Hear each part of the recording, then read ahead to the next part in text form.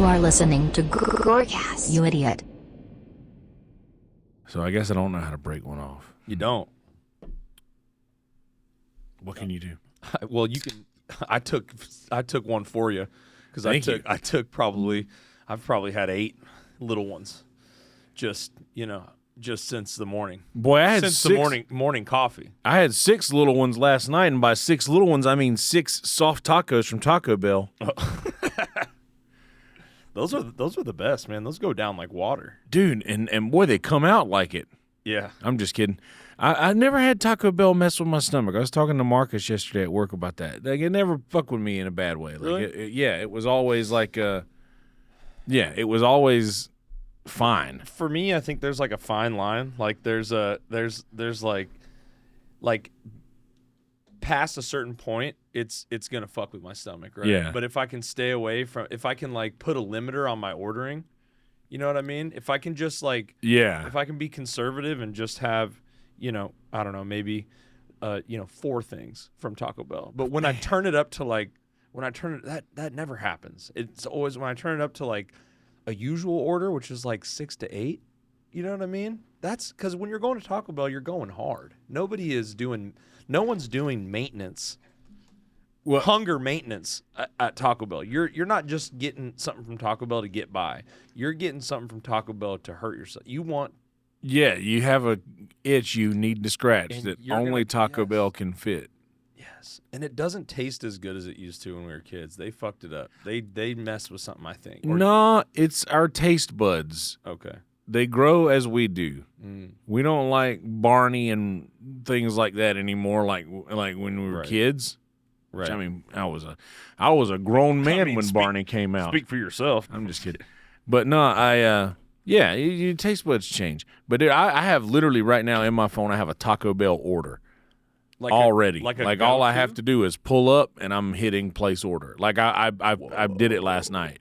Whoa! I planned ahead. You have it basically on speed dial. That's modern day. Well, not just that. Not speed dial. It's not like I'm going to order this every time. I have a specific Taco Bell order that I want that I like curated last night. Oh, I see. So you last night? Yo, yeah. You preemptively. Damn, and you're just waiting for your time to strike like a falcon. Oh man, I picked the right moment every time. Just fucking. That's my. I can't do a falcon screech. Can you do one? No. I believe it would be more like a pull-in type sound, like a. Well, not like that, but like you know how you get a higher pitch when you do the inhaling screech, like that. There you go. That's the one. You see, we're learning things. Are we going? By the way, yeah, we are. We're going, dude. Okay, we're authentic, baby. Yonder. Hell yeah, dude. What's up, buddy? I had to get you back here. Hell yeah, dude. To the new space because I had a major fail on our first podcast. Yeah, what can you do? Not what I did. I could do the opposite of what I did the last time you came here and not know what I was doing. But now I know what I'm doing, and we upgraded. Everything's upgraded. Everything's looking good, feeling good. You can't fault yourself for learning from experience. Yeah. Like, that's not... I try not to. Anybody who gets upset about that, boy, oh boy, I don't want nothing to do with them. Yeah. Yes, how else do you learn? Right. How else do you Just learn by things? Screwing up, you know? Like, the might be rare, the best way to learn. Well, the rare people on Earth that can learn from other people's experiences, who can look at someone else and be like, oh, I don't want that. Right. But that is a very rare thing. Most people have to go through things themselves and process of elimination to learn stuff. Oh, for sure. Do you think it works that way with music too? Depending on what kind of personality you have there. Like, I think so. Like, like in what you mean in the process of like being like a musical career or like playing music? I guess I meant like playing music. So, because you kind of learn from failure, but not really. You're just kind of like, you just kind of have to grind. Right? Well, I think that once you get to a certain point of musicianship, that failure is no longer a thing. Like, for instance, like I think I talked about it last time because I talk about it a lot, but just how Jerry Garcia played guitar. you hit a sour note, that means if you hit a bad note, that means that the notes on either side of that are good.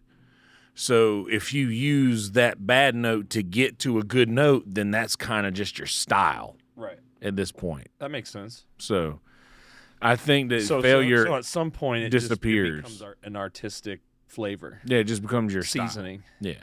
Interesting. So what have you been up to, man? I feel like a lot has happened since we met last on the podcast. I mean, I see you quite often now. Yeah. But since we last did the podcast, Mothership wasn't open yet. Yeah. And Sunset Strip wasn't open yet. Correct. And you were still at the Vulcan. Right. And all the shows are at the Vulcan. Yep. And so now everything's kind of split up and gone its separate ways, right? Well, not necessarily. Things have split up, but we haven't gone separate ways. Okay. I guess I just mean the shows that we were getting at. Yeah, the shows at Vulcan dispersed to either Mothership or Sunset. How are they doing? Do you know? Are they doing okay over there? At Vulcan? Yeah. Yeah, they still got shows. They got their Kill Tony regular show every Tuesday. I know Mumford and Mason host their Midnight Mass show over there to Get Ripped. Shout out Mumford. Brother Corey has an excellent show over there, Get Ripped, where they do a set sober and then get high and do another set. I went and took pictures at one of those for Michael Ridley, and that was actually pretty funny, dude, seeing them come out. They do a set, like you said, they do a set sober, and then they go backstage and they all smoke a bunch of weed, and then all the same comedians come out. Yeah. Dude, I would be fucked. I can't think when I'm high anymore. I'm doing that one soon. I told Corey I wanted to. I said I'm not greedy, I know you got a lot of people beating down the door to try to get on shows and stuff, and I never want to be that comic. Right. I never want to be the guy who's like, book me. Right. Well, you're in a unique position where you're doing music stuff and comedy. Well, Not actually, has that, right? I'm doing more stand-up now than music. For That's exciting. The first time in my life. How do you feel about that? Man, it's what I've needed. Yeah. Like I not to pin any roses on myself, but like I've done music for a really long time. It's not challenging. That's exactly how I feel, to be honest. It's not challenging, and I don't know if it's. I guess it is about the challenge because of my choices, but like I didn't think that was what I was getting into when I was starting the music thing. I didn't know that it was just I was chasing a dragon. Yeah. And then when I catch the dragon, and now I can ride the dragon, and I've tamed said dragon, like I need another beast. Now you want to chase a centaur. Well, I identify as a centaur.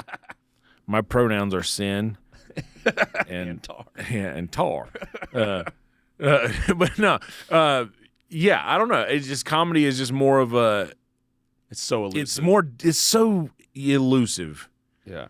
It's such a It's hard to get after so long of being like able to just come out and on command. Every show, every musical thing that I do, even when they don't go the way I want them to, everybody's like, "Man, you killed it." That was, and I'm like, I wasn't feeling it. It's funny because there's almost like a misdirect.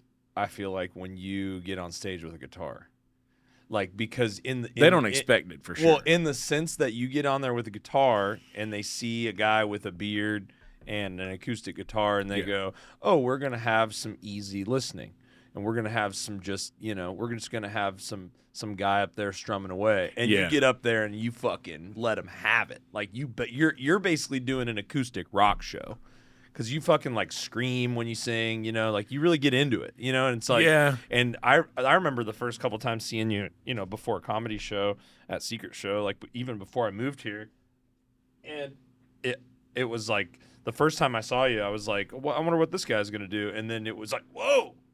You get struck with the talent and the power, because I feel like you see a lot of people get up there with acoustic, and it's like, okay, or you at a bar, and not that they're not talented, and not that every musician isn't great in their own way, but just it's sometimes you're like, oh, what's this guy gonna do? And he starts strumming and playing like a folk song. You're like, okay, I'm gonna continue my conversation. You know what I mean? Yeah. But you kind of grab them. Well, I like to kind of ease them into it, so to speak. So I don't know. I'll kind of let it be like unassuming to start with. Sure. And then I'll like build up to what I want. Yeah. And I don't blow my load at the beginning is what I'm saying. Right. I don't like to do that. You like to ease them into it. Yeah, I like to take my time. A little foreplay, dude. There's nothing sexier than that. No. There's nothing. You gotta lay them down on the bearskin rug. You gotta bring them in, and you gotta be half mast. You never go full mast right out of the gate, Mm-mm. You never go full mast right out of the gate. Clip that. You come in half mast. Because where do you go from there? Right. You know? Yeah, you got to ease them into it. If you start at the top, that's I don't know. Is that the same for jokes? Because I've been doing something different. Which, by the way, it's absolutely different for jokes. It's cool that you're doing more stand up now, which that makes me happy because there was a while there where I was going to some of the mics and I wasn't seeing you there, or you know what I mean, or if I was seeing you at a show, you were playing guitar, and you actually the last time we did a podcast, you were like, you need to fucking just go try it and get over it and go try it because I've always wanted to try it. And ever since that next week, I think I've been going to the Lucky Duck pretty consistently, and now I'm trying. Alden's great. Man, he is great. He was just here doing the pod with us, and that was a lot of fun. Hell yeah. But yeah, both of you guys to me are kind of like my North Stars. You know what I mean? Yeah. Like, so it's just nice to be. It's hard. Well, it's hard when you I'm gonna get into this X hobby, like any hobby, and even in music, and you're walking into this thing where like a lot of people have been working really hard for a long time, and nobody knows who you are. And you don't have and I'm not even talking about fame or anything like that. I'm just saying that you don't have any relationships. You don't know any of these people. So it's even more daunting. Doing open mic stuff is like scary enough as it is, but then you got to show up and be like, oh, like I'm the weird guy. I don't know anybody. Everybody, and there's like groups of friends kind of sitting there. So it's been nice when I see you there or Alden there. I'm like, oh, there's some people I know. I can go over and hang out with them while I wait for my spot to come up. You know what I mean, or whatever. It's just it makes it a little bit less. Then I can start to go like, oh, okay, now let's focus on what I'm gonna say, and it's like I don't have to worry about maybe that's just me in my own head, But everybody has their own way. And how many months has that been? About since December was when I started. Hell yeah, dude. I remember I did one paid show so far. I've had one real spot. Hell yeah, dude. That felt good. That felt really good. I remember there was one time a few weeks ago. After I leave work, we do our staff showcase on Wednesdays now at Sunset Strip. Mm-hmm. So I've been getting time there, so I haven't been going to a lot of the later mics because I've been getting more stage time at Sunset. Well, you don't necessarily need to go to mics all the time if you're getting stage time, right? Yeah. Or should you? I'm asking. I mean, I don't know for sure. Derek Poston would say, do every spot you can. Yeah. He told me I that. would listen to what that man said. He told me that. Like, honestly, man, he's so good. He hosted a couple of the Mothership mics that I did. And, I mean, he saw me have some, decent sets over there. And one day I never ask people things like, I never like try to bother those that I see as like my comedy superiors, you know what I mean? Right. Like people I look up to comedically. I never ask people shit, but Derek was walking out and I was at the door and he was going down the stairs of Sunset and I just stepped out. I was like, hey man, you've seen me go up a couple times. Right. Like what do I need? What do I need to do? And he was like, well, how many times are you going up? And I was like, not enough. And he was like, there's your answer. Yeah. And I was like, damn, I guess he's right. I knew it. And so I just started going up. And then a couple weeks later, I was like, hey, man, I just want to let you know I'm going up more now than I ever have in my comedy career. Like, I'm trying to make a point to do it. Right. And that was honestly when you started seeing me pop up at those Lucky Ducks, because I did a couple of them back to back, I think, just depending on how work goes. If everybody from work's like, let's go to Lucky Duck, right, then we'll just show up and do a set. But, like, I guess that long answer is that. Yeah, go do every spot that you can, even if you are doing showcases. Still go put in some work somewhere else. Ty Rivera still goes and does the mic at Creek at the end of the night. And that's one of the coolest parts of doing it, is to see people that are, like, bigger doing spots at Mothership or wherever, and then they're, like, at the Creek. You know, I was at Creek the other night. I signed up, but I was too late. And everybody had already gone on, or everybody had already had their spot, and like it was a weird night over there, I guess. And like Cam was there, Uncle Laser was there, Hans Kim was there, Ty was there. It's like everyone was. Jamar was there, Jamar Neighbors was there, and Jamar's like, in town now. Yeah, and it's like, dude, there's never been a better time to get after it. I feel like, because you get to watch all these people do, like, you know, epic work on stage, and they're working on new stuff, and that was like the coolest part. I think that was one of the moments where I realized that I'm like into this at a different level. Like, I'm obsessed with it a little bit, because like I was going to Vulcan a lot. Like, before I moved here, every time we'd come here for trips, came here probably 7 or 8 times within like a year and a half span before I moved here, just to visit. Right. And every time it was like 1 or 2 or 3, however many comedy shows we could cram in at Vulcan, we were going. You know, if Kill Tony was sold out, what else is there? We'll go. And between that and right after I moved here, I probably saw, you were talking about Derek Posen, I probably saw Derek go up 10 times. More than 10 times. So I saw. And in that 10 times, you didn't see him have a mediocre set. No. He crushes every single time. And I even, like, just as a fan, like, just told him this, like, hey man, I just want to, you know, say great job, and I see you all the time out here, and every time you tell a joke that I already know, like a bit that I fully have heard before, it's like the first time. Like, every time I hear him do one of his bits, it's like the first time I've ever heard. You know what I mean?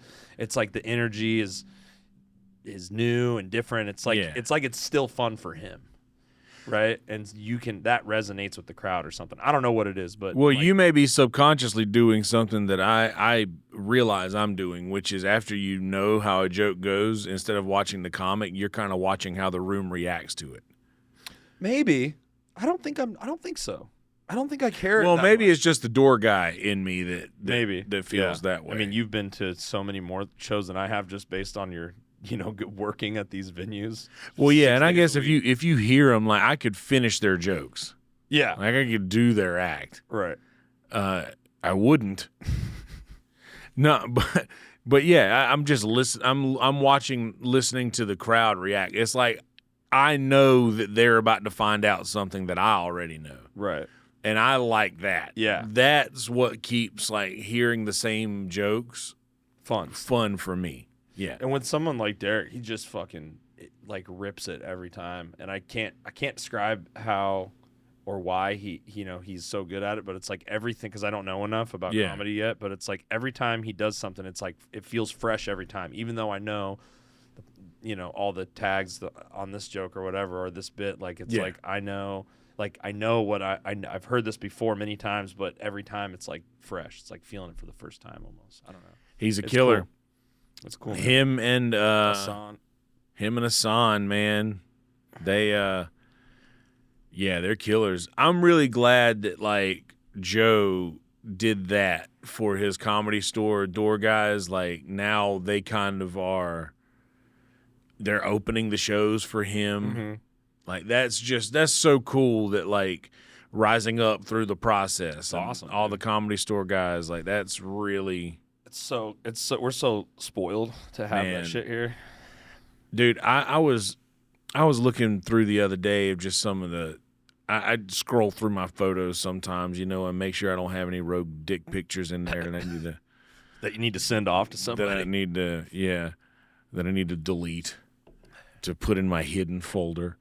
But I was just seeing, like, man, I got so many cool memories of just like things that I would like post about back home. I would be like, oh, I just met Holtzman. Like, dude, it's like my life now is a tweet. You know? Yeah. Like it's almost like it's pretty remarkable, your story too. You should tell it again, because the first podcast quality was low. We should just talk. We should just run the whole thing back. Which story? Just how you got involved in all this with you know, being able to open up Secret Show and which for people that don't know is Brian Redband's show that he does every Thursday, and just how you met all these guys, because those are your friends, and now you know the Kill Tony people are your friends, and it's just like you've been immersed in this life, and you were just a humble boy playing playing guitar licks down in South Carolina, right? Correct. So how did we get here? Letting the days go by. Yeah, literally just that. Like I was playing music in Myrtle Beach for like professionally for like 12 to 15 years professionally, and just generally like 23 years in South Carolina of like playing in front of people. But I got into comedy. It was after the pandemic, or not the pandemic. Jesus, after I quit drinking, right? Like I kind of started looking around for other things, and I started podcasting for a while, and got really into Joe, and really into that was the early days of like Sober October. So I had that's about when I got into. I had an early dose of Joe, Bert, Tom, Ari. Which we were just late to the game. Really. We were late. I got in around episode 1200 or something. Yeah, well, I mean, my first episode of Rogan was 9/11 with Eddie Bravo and Alex Jones. Okay. So I was watching, he used to go live, and a lot of people who, I don't know if was he still going live when you got into it? Maybe. I can't remember. I think so. used to get like, I get YouTube notifications. I'm sure I have 5 of them here right now. But you get YouTube notifications. Joe Rogan Experience went live, and you would just click it immediately. It didn't matter who was on. And you could just watch. You would just immediately. But anyway, Ron White was on one day, and they were drinking so much of his tequila, number one tequila. They were drinking a shitload of it, and Ron said, I got to go down to the Comedy Store tonight and do Tony Hinchcliffe's podcast live on YouTube. And I was like, dude, if he's hammered, I got to go watch. I got to go over there and watch this whenever it streams on YouTube. So I watched it, and it was the episode with Ron White where Jeremiah, Joel, and Chroma Chris are the blue collar comedy guys, and Jeff Foxworthy, Bill Engvall, and Larry Kevin. And it was the funniest shit I'd ever seen. And I was like, all right, cool. So I was really into Tom and Bert. And then, so I was like, all right, so there's Tom and Bert. There's an older episode of Kill Tony with them on it. So I watched that. I was like, man, these guys are just doing stand-up. Like, they're just going up for a minute and trying jokes. And that was your first time. Some of it's not working. That was how I got into Kill Tony. So I started doing minutes between my songs and my gigs. That's right. And what were those like? Bad. But like, can you give me an example of like not like an actual thing you might have said if you can't remember, but like, how would it work? You said it between your sets, so after a song. Yeah, after a song, I'd be like, all right, yeah. And then it would die a little bit, it would die down, and then I'd be like, yeah, a little, and I've always been personable up there, Yeah. So I mean, people will listen. And, I'll have their attention. So I started, I don't know, I would try to do like, any of y'all have and this is a bit that's been done thousands of times, I don't do it anymore. Any of y'all ever have your mom put a bunch of stuff in your name when you're a kid because she's got really bad credit? And, I did. 1 year for my birthday, I got a G.I. Joe, but I lost 2 end tables. Like, because exactly. See, and they would react about like that. You know? Yeah. They would react about like that. And this thing keeps dropping on me. You got to really crank her down. Yeah, I know. Oh, that's the one. That's the one number. right there, man. You stay there, you son of a. Anyway, so yeah, Halleck Myers was this place that would rent out like a rent-a-center, it would rent out like furniture or whatever to people. So I would always literally, I think my mom had some stuff that might have been in my name, maybe, I don't know. But it was half made up. It was it was just trying to get a laugh. Anyway, it would get no reaction, and I'd be like, all right, anyway, let's do a little Mr. Bojangles, a little Jerry Jeff Walker for everybody in the back. You'd have to fix it after you bombed with a song. Exactly. But the thing about all of that is you have it to fall back on. Like if it doesn't work well, if it doesn't go well, okay, here's Wonderwall or whatever. Yeah, all right. So all right, Simple Man, boom, boom, boom, boom. Yeah. So if it doesn't work, I have that to fall back on. And I just remembered thinking like, man, like this doesn't. I didn't count that as starting stand-up because if that counted as when I started doing stand-up, I've been doing it for like 6 years. Right. So I don't really count that, those years of like just trying stuff. I wouldn't. Yeah, I don't count it as to like how long I've really been doing it. Yeah. But I mean, hell, if I count for how long I've been trying to get people to laugh on stage, I've been doing that since high school when I was in my high school bands. I've always talked between my songs. Always. I've never just been one of those song guys. Yeah. Ever. Even when I had my first band when I was 13. I wish more bands had something prepared because sometimes if you don't have something to say, then boy, you better get some samples going. You know what I mean? You better get something going because like nothing sucks more than when like a band is like crushing and they play like local band you've never heard of plays a sick song and you're like first song you're like wow. Yeah. That fucking killed. And then the energy immediately sucked out of the room when the song is over and they're just like, and it's one. I mean, I guess it's different if you're like playing rock like us, or you're playing like a easy listening kind of folk music on a guitar.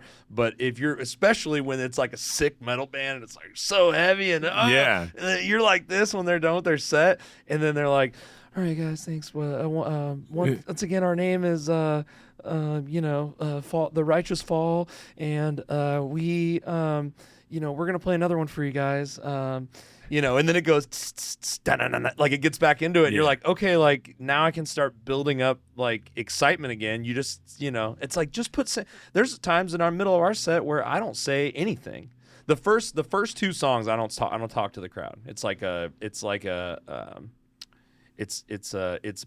planned out thing. I'm not acknowledging you at all until the end of the second song. Then between songs, I'll be like, "What's up, everybody?" You know what I mean? After I've given you, after I've given you the taste, right? And I think there's something similar that I'm finding out with the comedy thing. It's like sometimes you need to go in and break the ice, make fun of yourself real quick, and then they're like, "Oh, like I trust this guy," and then you can start saying, "Hey, what if?" Dudes shed their dick skin like snakes, like then you can start. That's a good bit. Then you can start going into your like dumb comedy ideas, right? But it's like sometimes if you're just coming out of the gate, and I'm speaking from very little experience. I'm just like what I've, what I've learned over the last 6 months. It's like again, sometimes going in hard and not doing the foreplay. Sometimes that's the way in comedy. That'll get you in trouble if you just. Going hard. I don't know. I personally, when we were talking about this earlier, how comedy is a world different than music in this aspect, is that in comedy you have to come out and punch them in the teeth immediately. Oh, okay. You like for me, you have to come out and immediately funny. Yeah. Like immediately joke, immediately get a laugh, because if you do that 3 times in a row right out of the gate, you're funny. Right. and they're like, this guy's funny. And then even if you try something new and it bombs, then they're like, all right, I'll give him another shot. Yeah. How many of those? Well, here's the thing: is like you give them one quick joke, laugh. Another quick joke, laugh. A third quick joke, and they get a laugh, and then like all of a sudden they're in the rhythm of laughing. So then you can say like that's when like you can move into whatever like you might be trying to work on or something, whatever have you.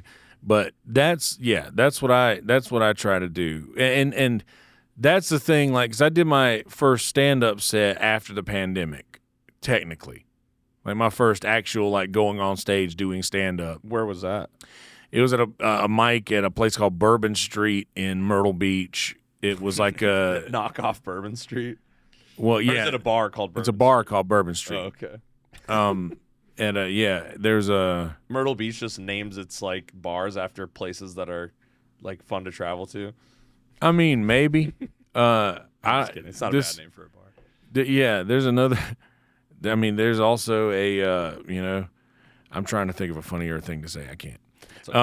Don't force it. Yeah. This guy, Steve Todd, he was running a show back then in Myrtle Beach, and my band was pretty popular in that area, and as was I. So they put me on a flyer for this open mic, and it was like technically my first time doing stand up, and I'm on the flyer for the thing. You know, like it was like so that sucks, dude. And dude, I ate shit. Oh yeah, and I ate good. a bag of dicks, dude. It tasted good. There was a couple of moments, but I committed to some shit that I shouldn't have. This Star Wars bit that I was doing back then that was like doing like noises and act out and stuff, and that's kind of like way different than the style that I've kind of grown into now. But it was bad. You had that on video somewhere? Well, it is on video, but I was streaming it live on Periscope. I was a Periscope guy back then.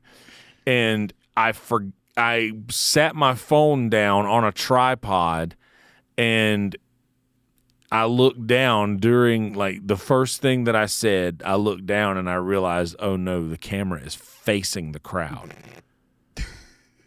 Oh no! Oh, hang on, just let me. But I didn't do that. I just left it and was working this through in my mind as I'm trying to remember the jokes that I was gonna say, because I didn't go up there with notes. Mm-mm. Like my phone was recording. Like I didn't go. You couldn't have your notes on your phone. Yeah. No, I just went up there with nothing, and I did 8 minutes. So how'd it go, dude? Not good. Not good at all. It was terrible. But dude, like here's the thing though, is I remember being up there and being like, so I played music, blah blah blah, for however long, which is a pretty easy job if you're good at music. Now I'm trying to somehow put in less effort. Right. Not bring the speakers or the guitar. Yeah.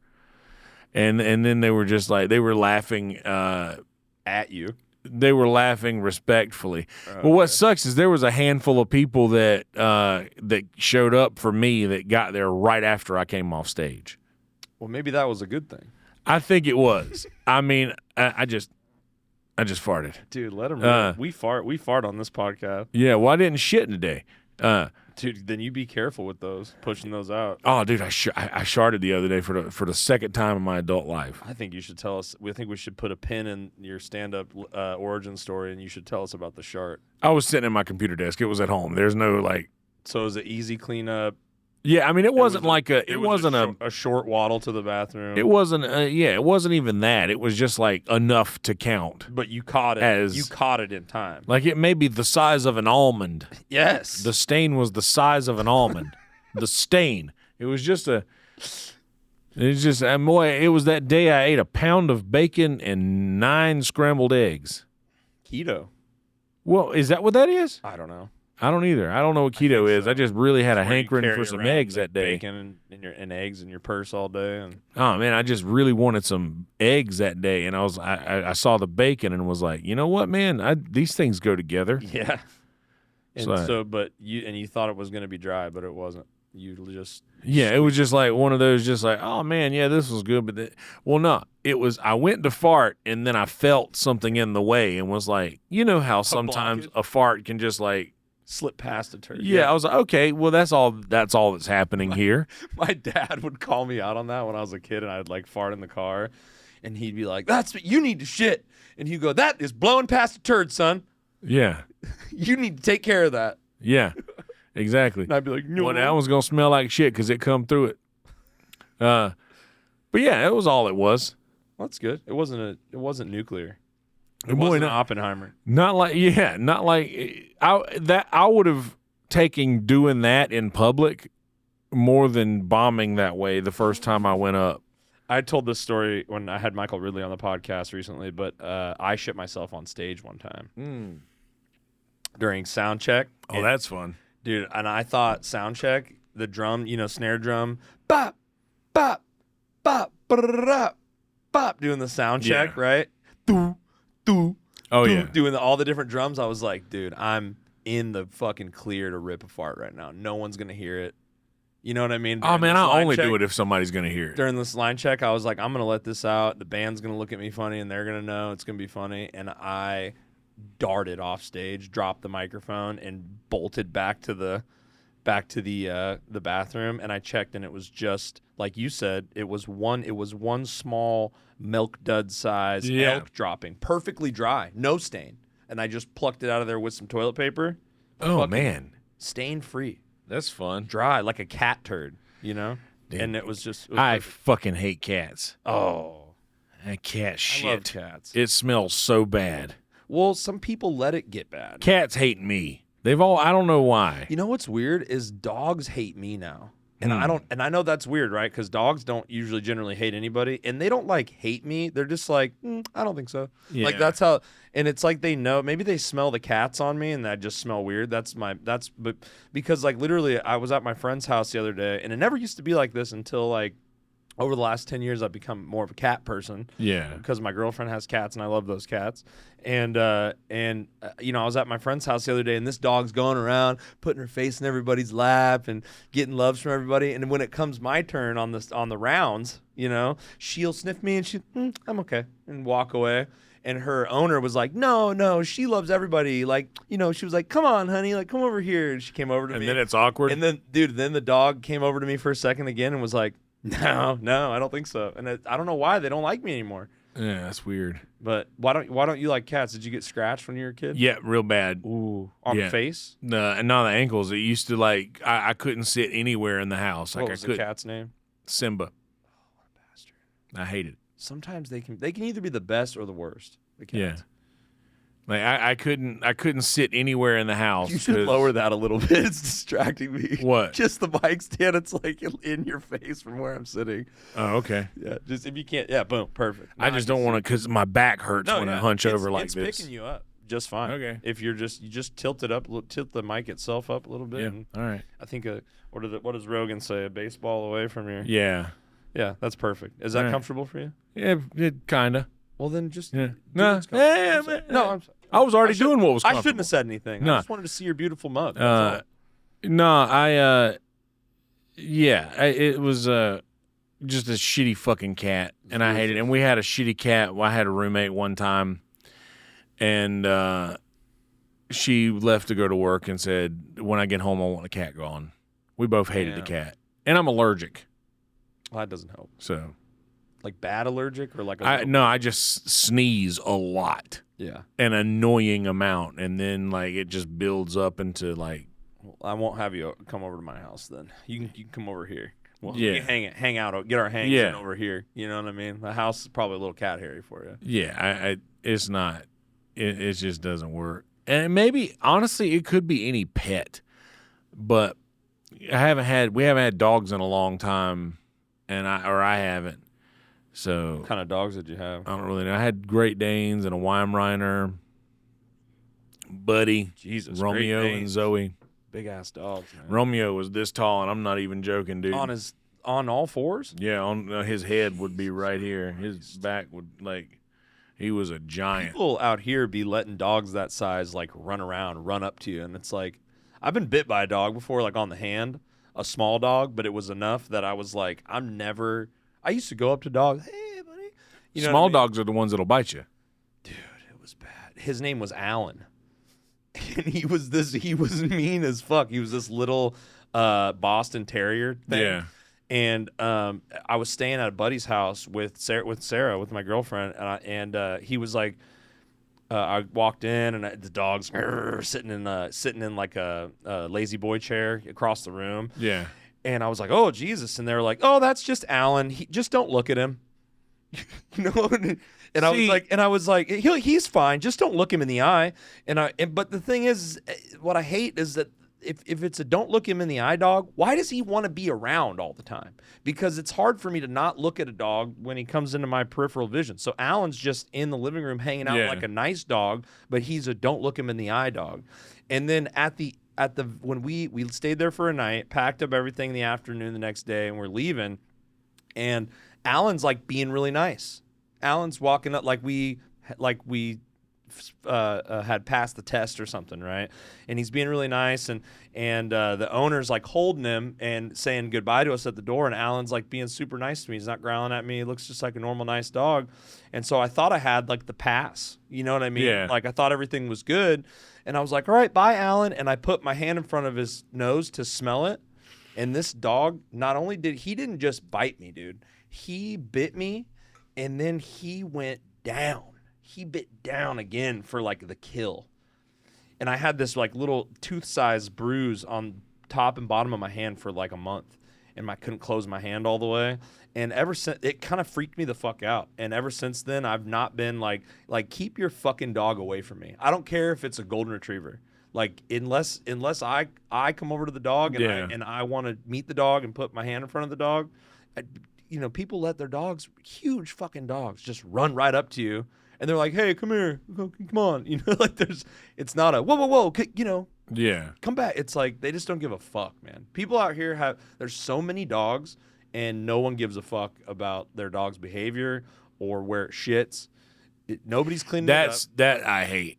What the fuck? I hate that. I was never that guy. But now Romeo, the Great Dane, he was the only one that you could do this with. The other ones were you had to keep them on leashes or whatever, just because they would run away. They weren't malicious or mean or anything. But Romeo would stand right next to you. He would just stand there and just sit down if you sat down, and if you stood up, he would stand up, and you walk. He would walk next to you. He didn't have to have a leash. A loyal soldier. He didn't have to have a leash. He would literally he would kind of lean on you a little bit as you were walking. He was the dude. Yeah. But yeah, the other two, they would run away from you. They would always come back, but man, they would get out and just be malicious. I don't know if you know anything about Weimaraners. I don't even know what kind of dog that is. It's I wish we had the fucking TV set up. We got to do that for the next one. That's on me. I got to put the TV in here. Yeah, it doesn't matter. You can see him later. Yeah. But he was a blonde Weimaraner, a red Weimaraner. They're not they're usually gray. Mm-hmm. But he was a red one. He was an albino in his litter. He was the only one weird. That. Sounds pretty. Yeah, he was the man. But he was the old man. He was the oldest, and he was the smallest. He was Weimaraners aren't very big. They're probably the size of a 3/4 scale greyhound. Yeah. So he had to. He ran shit. No, dude. He was Napoleon.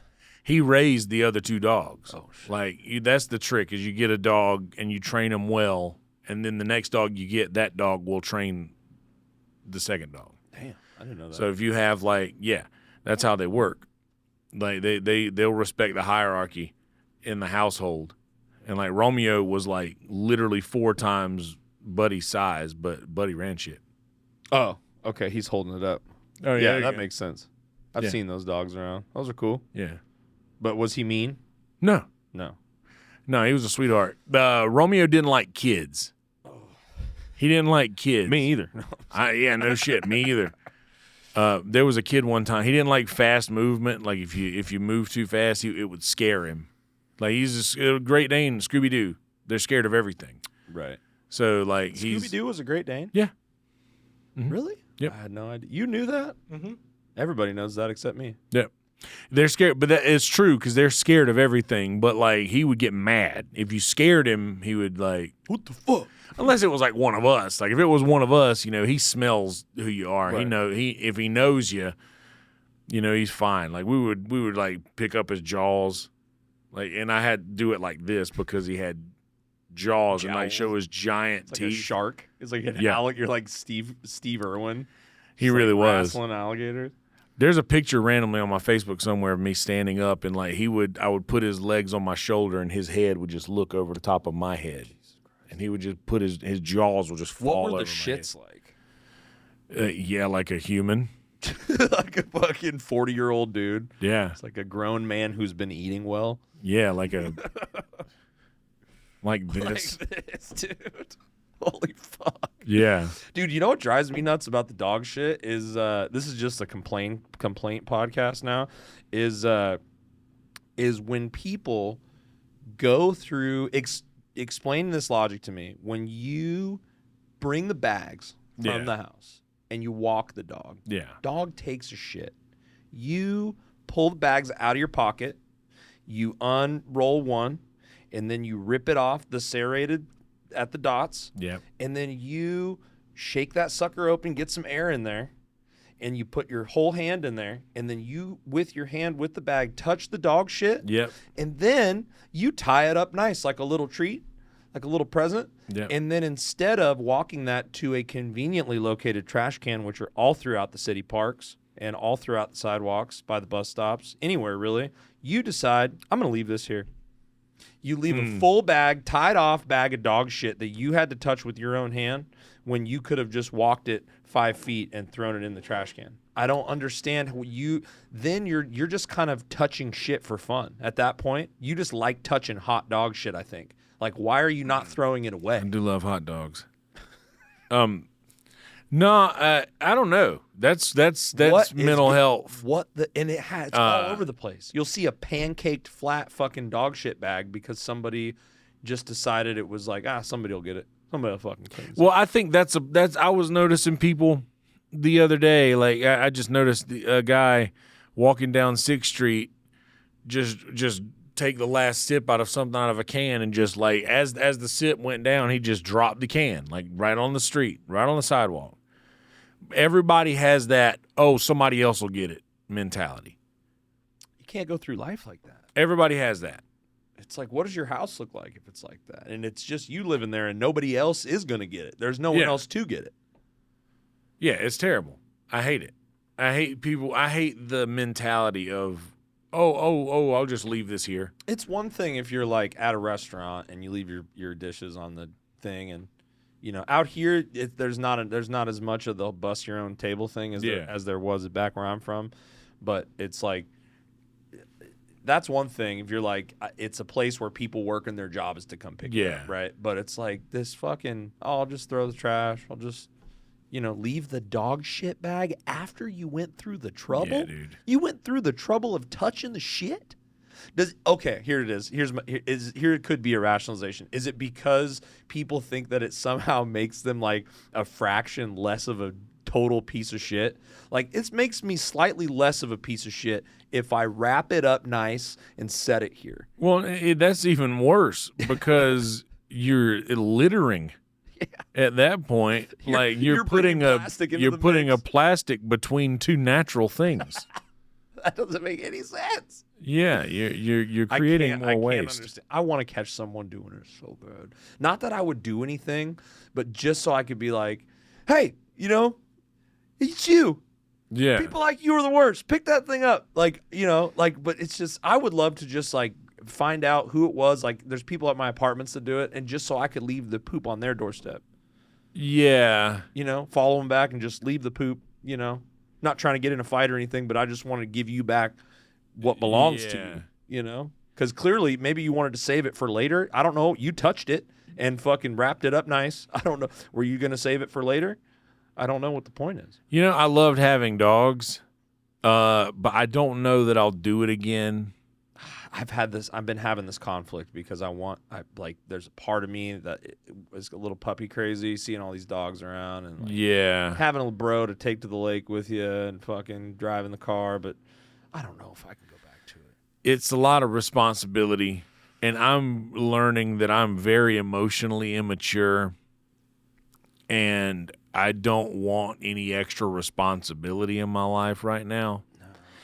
So I think, I don't want to have to worry about picking up dog shit or even have to just be in charge of another thing. Yeah. And it almost seems like animals and pets and stuff, I've had a realization that I feel like they might just be like ticking time bombs of like nuclear levels of depression, right? Because you're going to bond with this thing, and then that thing is for sure going to die before you. So you're just asking for to fall in love with this thing and then have it be ripped away from you, and it's like, and animals could be looking pretty healthy, and then like one day they're throwing up a lot, and then you take them in and the doctor's like, we got to fucking put them down. And you're like, what? Yeah. You know what I mean? And like, it's just like, is it worth the thing I always come back to is it is worth it because it's our job to kind of give them the best life possible. Yeah. Right. But it's like if you're looking out for your own mental health and your own emotional health and stability, it's like it's just gonna someday. It's a time bomb. It's gonna happen, and you're gonna lose that dog or cat or turtle, whatever you have, and it's gonna hurt you. Yeah, I don't know if I could take it again. Like, I lost all my pets from when I was a kid. We got these cats now that I love for 10 years. They've been in my life, and it's like, I don't know if I can take when these cats go. Our cat was just sick yesterday, and I think he just got some bad food, like we'd switched his food, and he didn't sit well with him, but it like got us worrying, like, because he's a little older now, and it's like, dude, when those cats go, it's gonna be fucking nuclear. Like, I can already feel the fuck, because when it sets in, like he's throwing up, you don't know what's going on, and you're like, oh my god, like if this fucking cat if this cat dies right now, I'm gonna fucking lose it. My girlfriend's gonna lose it. You know what I mean? And it's like, that is scary. But have you not dealt with a lot of death? Yeah. Have you not dealt with a lot of death? I think I've been fortunate enough that I haven't had to really deal with. I lived with my great grandmother for 18 years, basically, like my whole adult life. Yeah. She lived with us, and that was a big one that I had to see her go. I've had some friends die unexpectedly, which I don't know. Maybe I'm still recovering from that. Those I don't. It hits you in waves, but no, I don't. I've dealt with mainly pet death, and it has been sad. I think these are the pets I've been probably closest to in my life, though. The ones that I have currently, the 2 cats I have currently, and so it's kind of sad. It's you can't look at it that way. You got to enjoy. It's a metaphor for life, right? Oh, fun stuff. Fun stuff on the fucking. At least my podcast is not a comedy podcast. People don't come here just because it's funny. If it's funny, then that's I don't know why they come here, actually. I don't know why I do it. I just like talking to people like you. I like talking to cool folks. Yeah, well, likewise. Yeah, I grew up with my grandparents, so I lived with my grandparents. So like dude, my great grandmother also lived in a trailer behind our house. My grandma lived in a trailer. I lived with my grandma and my great grandma. My grandma lived in a trailer behind my house. Yeah. How about that? But anyway. So like I grew up with a lot of that. Like, I'm the only one alive from my household. The immediate as a child. Yeah. So like I and the dogs like, that's a different thing, because like at least when people go, like there's like some sort of the cancer or the whatever it was, like there's like you can talk with them and they can talk with you and reason with you, like this is just how I'm sorry it goes. for this, or I'm glad a we dog did that. Doesn't understand. No.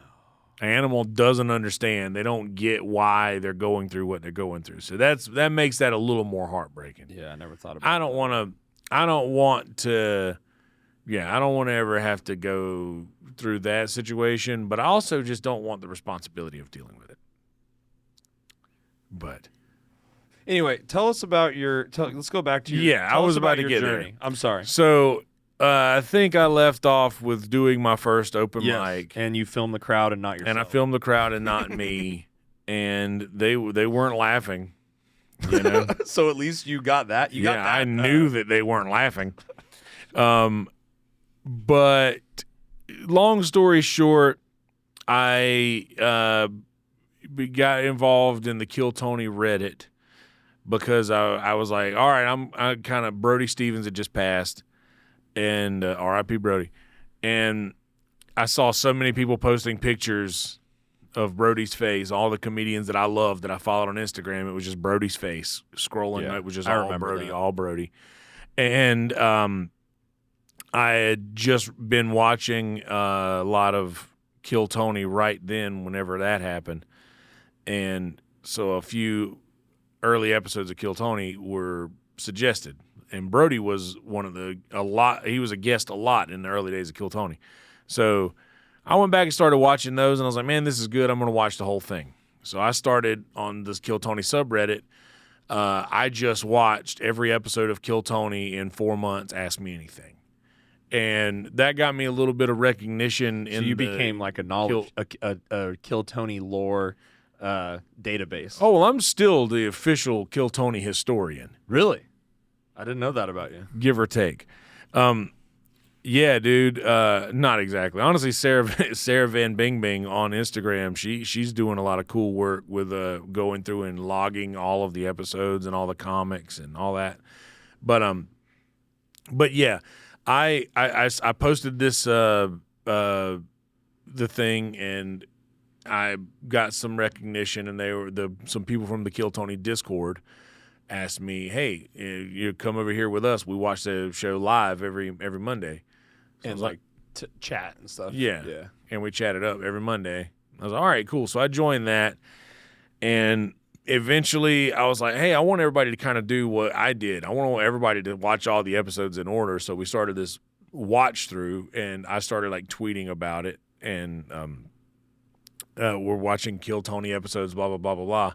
And then one day out of the blue, I get a DM on Twitter from Tony Hinchcliffe saying, what is a Discord? And nice. I was like, oh, shit. All right. So I explained to him what it was, and I didn't really hear much. He's not an internet person, really. I didn't really hear much from him after that. And so I just kept going with the Discord or whatever, and the pandemic happened. And Red Band started doing virtual reality. He started streaming these virtual Red Band. And which is just him and like people go in this server room and they just like mess around. It's called VR Chat. Yeah, so I've heard about it. It's a VR Chat is a game where you have avatars and endless worlds that you can travel to, like literally endless. Anything you can think of, there's a VR world for it in VR Chat.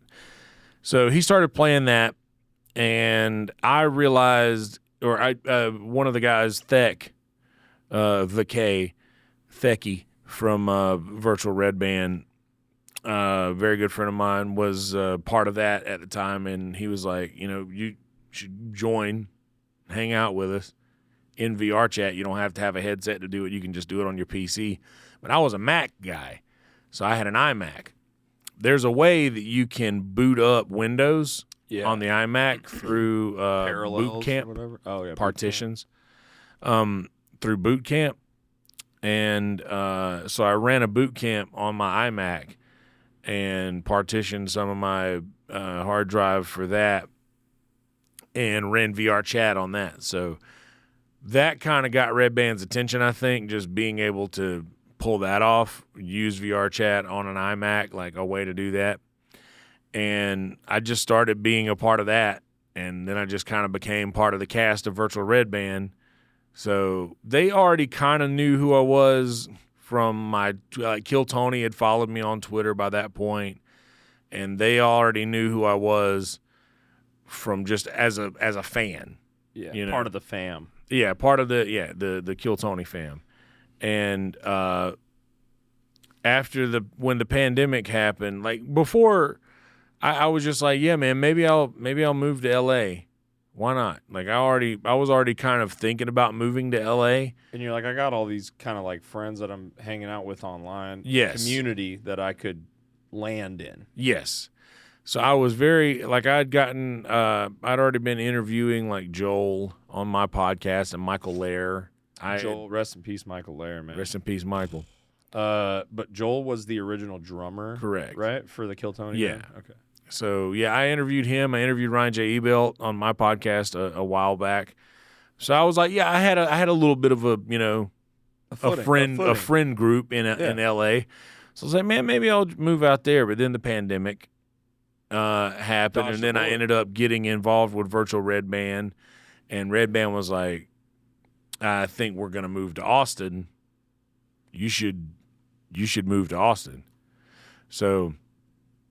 And I know that he would say to everybody, hey, come to Austin, get to Austin or whatever. But he was like really telling me like, man, like I went out to LA to visit. I mean, I went out to Austin to visit in January of 2021, I think. And that was like the third or fourth episode they did at Anton's here. Mm-hmm. And I got pulled, went up, didn't do great. And I was like, man, this is a cool spot. I think I might could do this. So then the next couple months came around. I booked another trip by myself. I was like, you know, I'm just going to go by myself to check this out. So I came back. Red Band was like, I got your tickets to Kill Tony 500. Oh, sick. And I got you a spot on the secret show. That's cool, man. That's cool. If you come out and do, yeah, he hooked me up with that and like got you a spot on the secret show. So seems like a nice guy. Very nice guy. So I came out and I did that and I was like, yeah, for sure. I think I'm going to move here. So I made arrangements of me and 3 other guys from our Discord. We ended up getting a house and figuring out the dates when we wanted to do it. And I was like, man, October. I spent the rest of that summer making some money in Myrtle Beach. Yeah. Doing what? Music. Just music. Yeah. Have you been doing music for your main source of income for how many years? Like 12. 12 years? Yeah. Damn. That's awesome. Yeah. How did you get to that point where you were, you know, I feel like a lot of people wish that they could even, you know, do it in a year from now or 2 years, you know, let alone do it, you know, for 12 straight years. It's like, how do you get to a point where you're, you know, making music as your day job? You know what I mean? Or night job or whatever. Don't stop and be good. Get there. Like, I mean, that might sound like a dick, but yeah, just be good.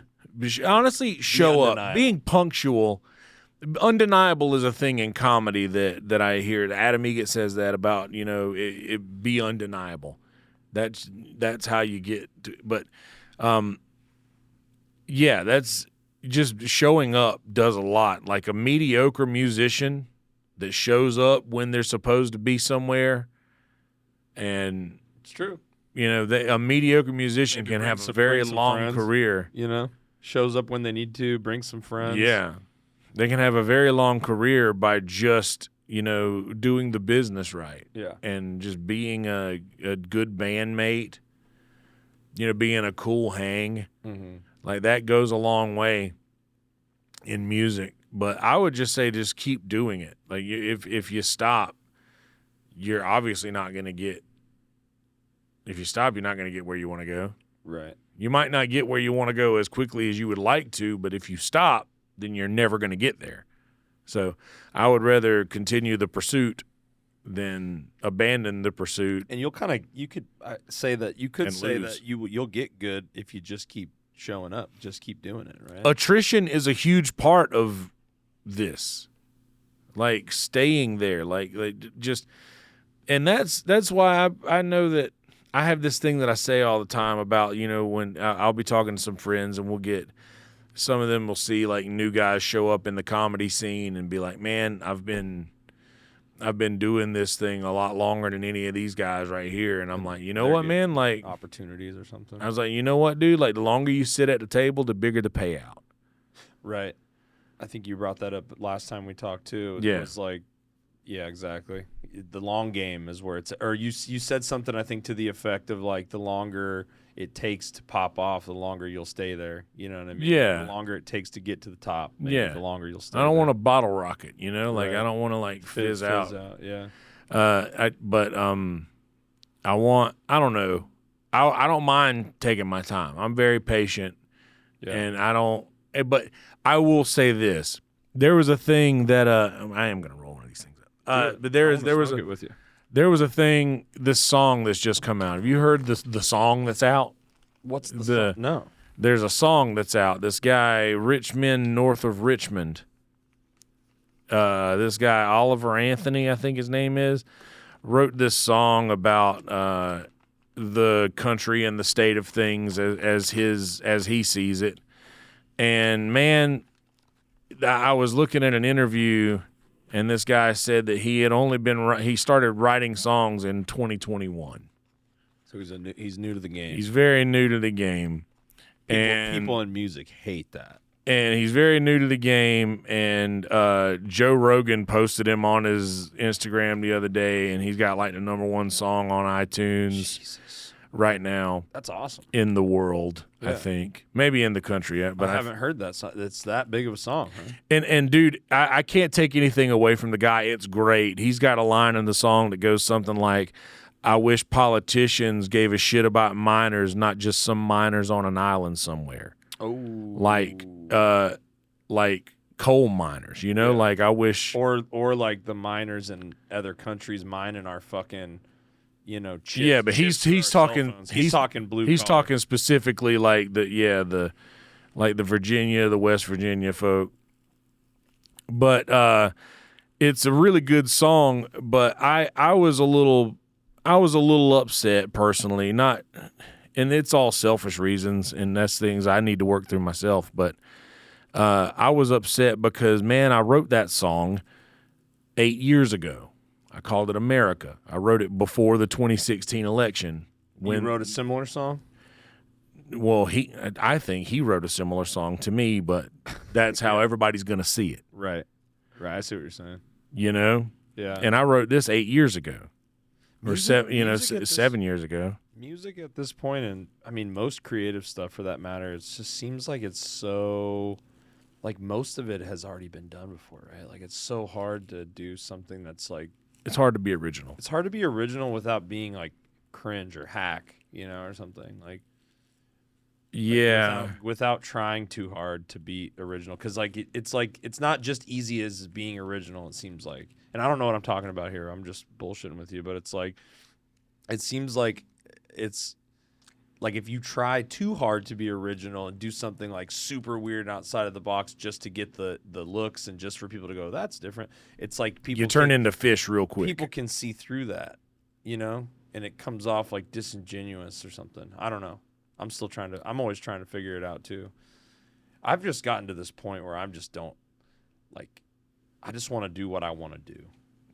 That's where I'm at. And I don't care what I'm supposed to do as far as, what the correct path might be. Yeah. Like I talked to a lot of like booking agents and manager type people, this is how you got to do your music, and this is what if you guys want to be like this and do this, then you got to, and I'm just kind of like, yeah, like you guys need to take this tour offer, and it's like, I don't know if we do. I don't think we're going to. You know what I mean? Like it's it's like they're trying to say that like this is the playbook, and maybe there is a playbook, but like I don't necessarily care or want to follow it. I just would rather just do my own thing to a certain point. Obviously, like with stand-up, there's a playbook in the fact that you got to go to the mics and you got to pay your dues and you got to learn through doing it. You know what I mean? But as far as like the whole career model, like, you got to put out an album, you got to tour it, you got to do, this much, you got to do TikTok dances and shake your ass and lip sync along to trending songs, and you got to post all this. That's a big reason I think I'm doing the podcast too, because this is like, I know that with the whole music thing that I'm trying to do on this end, on this other side of things, it's like I know that there's more to there's more that I have to put out more content or whatever you want to say to like, I don't know, get people to listen to your music or whatever it is, follow you.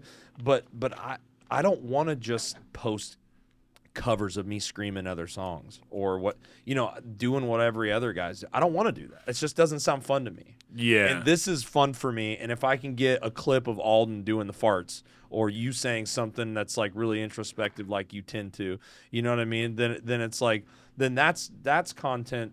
That's the content I want to be putting out. That makes me happy.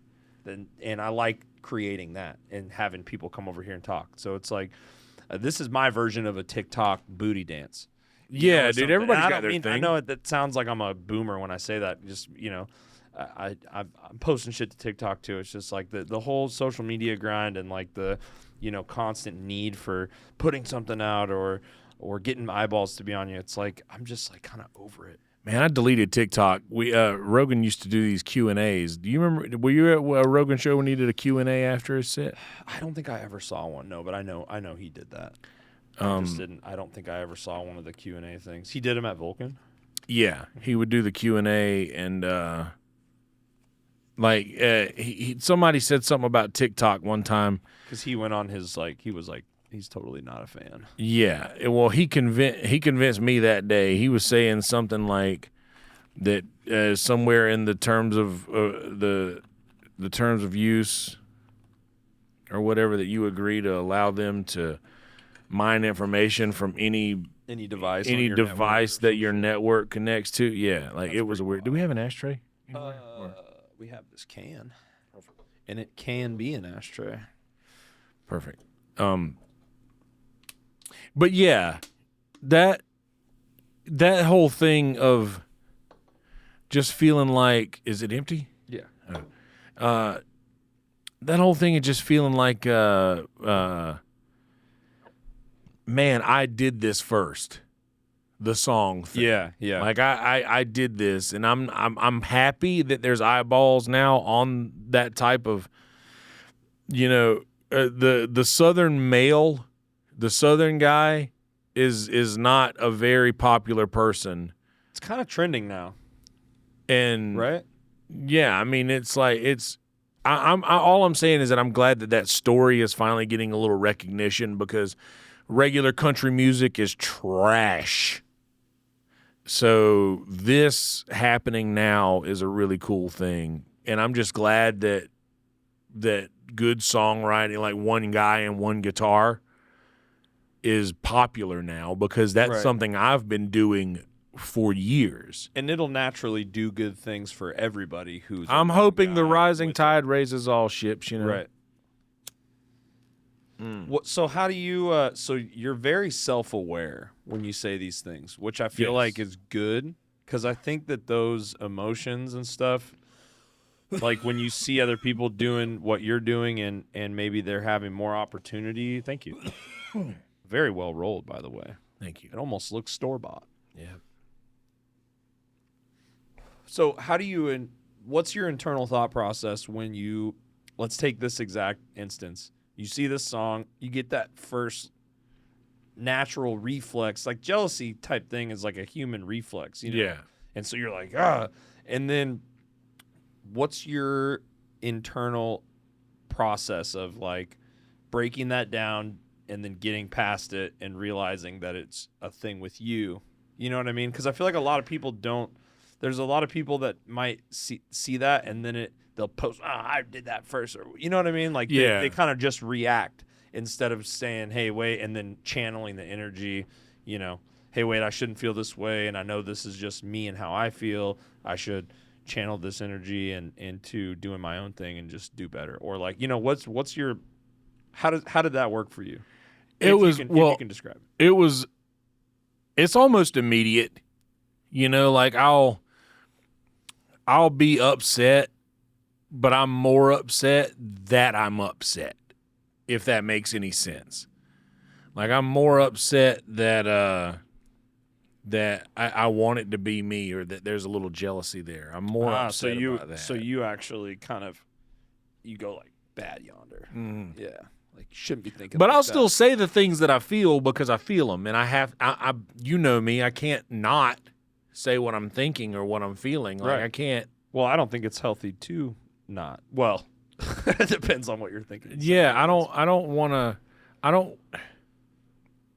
want to discount how I feel because those emotions are valid. You know, I feel them for a reason, and not to once again pin any roses, but like I've worked really hard on my reasoning and my morals, and like I have steadfast beliefs in how I view things and myself, and how I view myself or my perspective of these things, if that makes any sense. I went very Jordan Peterson there for a second. That's right. But do the voice. I believe that I'm very aware of myself in situations, and I'm very aware of my perspective of these things in certain situations. I talk to my daughter Michaela all the time. I say, I have to be very aware of the no, but I just fucking I love the song. It's very well written. You're salty. No. I know. I'm just kidding. I'm not necessarily, but I have a song called America that doesn't have a clever title. You know, I'm not screaming my lyrics like he's like, or I don't even know how he says it, but he's screaming kind of like his stuff, and I didn't scream the lyrics of America. You know, I do a little screaming now, but it's not, I don't know. He has a perfect storm of a lot of things, and I just feel like me and other artists that wrote songs like I write laid the foundation for what this guy became. So it's almost like, you know, sometimes we're the shoulders for those above us to stand on to get our message across. Right. And I realize that. But sometimes I'm like, man, I wish it were me. I wish I were the one that breached. And then you obviously clearly can't be like you can't personalize it to like the absurd point of like he ripped my song off. Nah, I don't think that. Like, he didn't hear Kelsey Hudgins' song. He might have. He's from the Southeast. But no, I don't think so.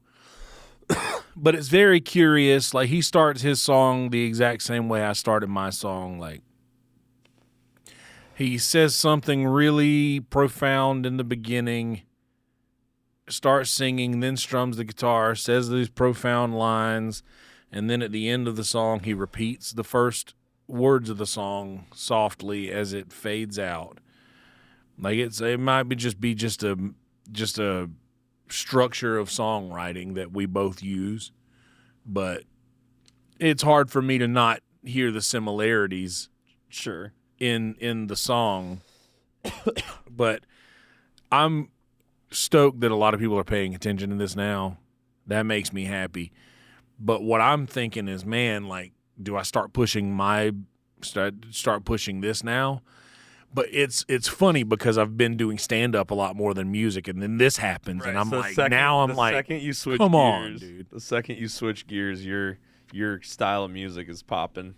Well, I'm writing a lot more now too, and like I've gotten a couple more originals that I'm gonna drop on another album that's coming out in a couple months. Nice, but your music is very good. Thank you. But yeah, I've just, I don't know, been writing a lot, and everybody's like, oh, well, now Mumford says, oh, well, now you gotta, you know, you could be this voice of the people, you know, like. It's time to write something new. And I'm like, I know I should write something new, but dude, I have so much that nobody has heard. So to them, it's all new. Yeah. You know? It's hard to, yeah. That's where we're at. That's where to them, it's all new. Shit that I need to finish. My buddy Spencer is going to come to town on the 24th, and we're going to lock ourselves in this building and finish like 5 Bystander songs. Nice. And get some new stuff out. But yeah, it's like old shit. It's like a year or two old. You know what I mean? Like, well, dude, what? So like the music. You know what I mean? It's just shit that I've just been slacking on. In my case, dude, I've got songs that I recorded when I was 19 years old that very few people know. So if they were to hear that song right now, it'd be a new song to them that came out in 2006. So that's crazy. I know. But you know what's funny? It's not crazy because I know how it is, because we have songs that we wrote probably 5 years ago that, haven't come out. I was thinking about this the other day, dude. There are some people that play music on 6th Street where I've literally been playing and writing music their entire lives. Yeah. Their whole life. Yeah. I've been writing music and like younger people, you're saying. Yeah. Yeah. Like a lot of the younger guys. How old are you folks. again? I'll be 37 this year, but I started playing music when I was 13. I started my first band when I was 13. Damn. And I wrote my first song. What year was that? 99? 99? Damn.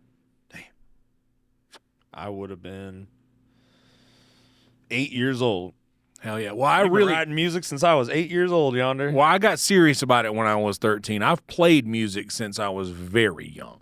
Like, I've played that. I've done that on, like. Didn't you tell me that it would keep you out of trouble? Is that why you played it? That's kind why of. you got into doing music? Well, I was getting into a lot of trouble beforehand. I was a malicious kid. That gave something for my brain to, put that demon that I have on, And you, like I asked, I think, what a example of the maliciousness was, and you told me that, I don't know, you said something, you did something with some cars. Oh, yeah, I busted every headlight and tail light. My granddad had a used car lot on our yard.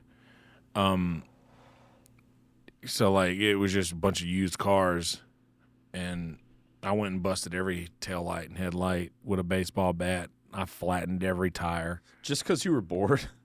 I was just mean, man. You were just I blamed it on another kid. I blamed it on this kid. Me and this kid were, or his dad came to our house to buy one of the cars. And, like, I was just walking around, and I blamed it on that kid. And my granddad, the kid got in trouble. Oh. And I eventually came clean, and my granddad had to, like, eat crow and apologize to somebody. For yelling at their kid. Yeah. That was a different time, too.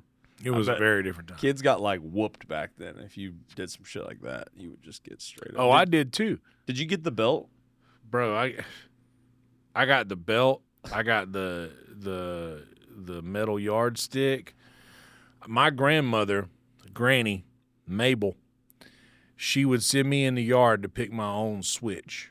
Oh yeah, I've heard of that. I've heard of that before for sure. And that's a classic move. That's a classic old person move. I would go into the yard to pick my own switch, and she would say, "All right, now go put that one in the deep freezer and hand me the one you picked last time out of there." Oh. So every time I picked the switch, I was picking the switch for my next ass whooping because it would go in the freezer. Oh, that's so fucked. That's awesome. You care for this? Tony doesn't smoke. He's too smart for that. He knows. Yeah. He knows better. Got to have something, man. I can't drink. I'm an addict, so I have to have something where I just feel like a Earl Weaver sitting in the dugout, just puffing on a cigarette. How'd you quit drinking and do it? Were you a cokehead? Yeah. Well, quit drinking was kind of easy because I was a pretty giant piece of shit. Like physically and literally?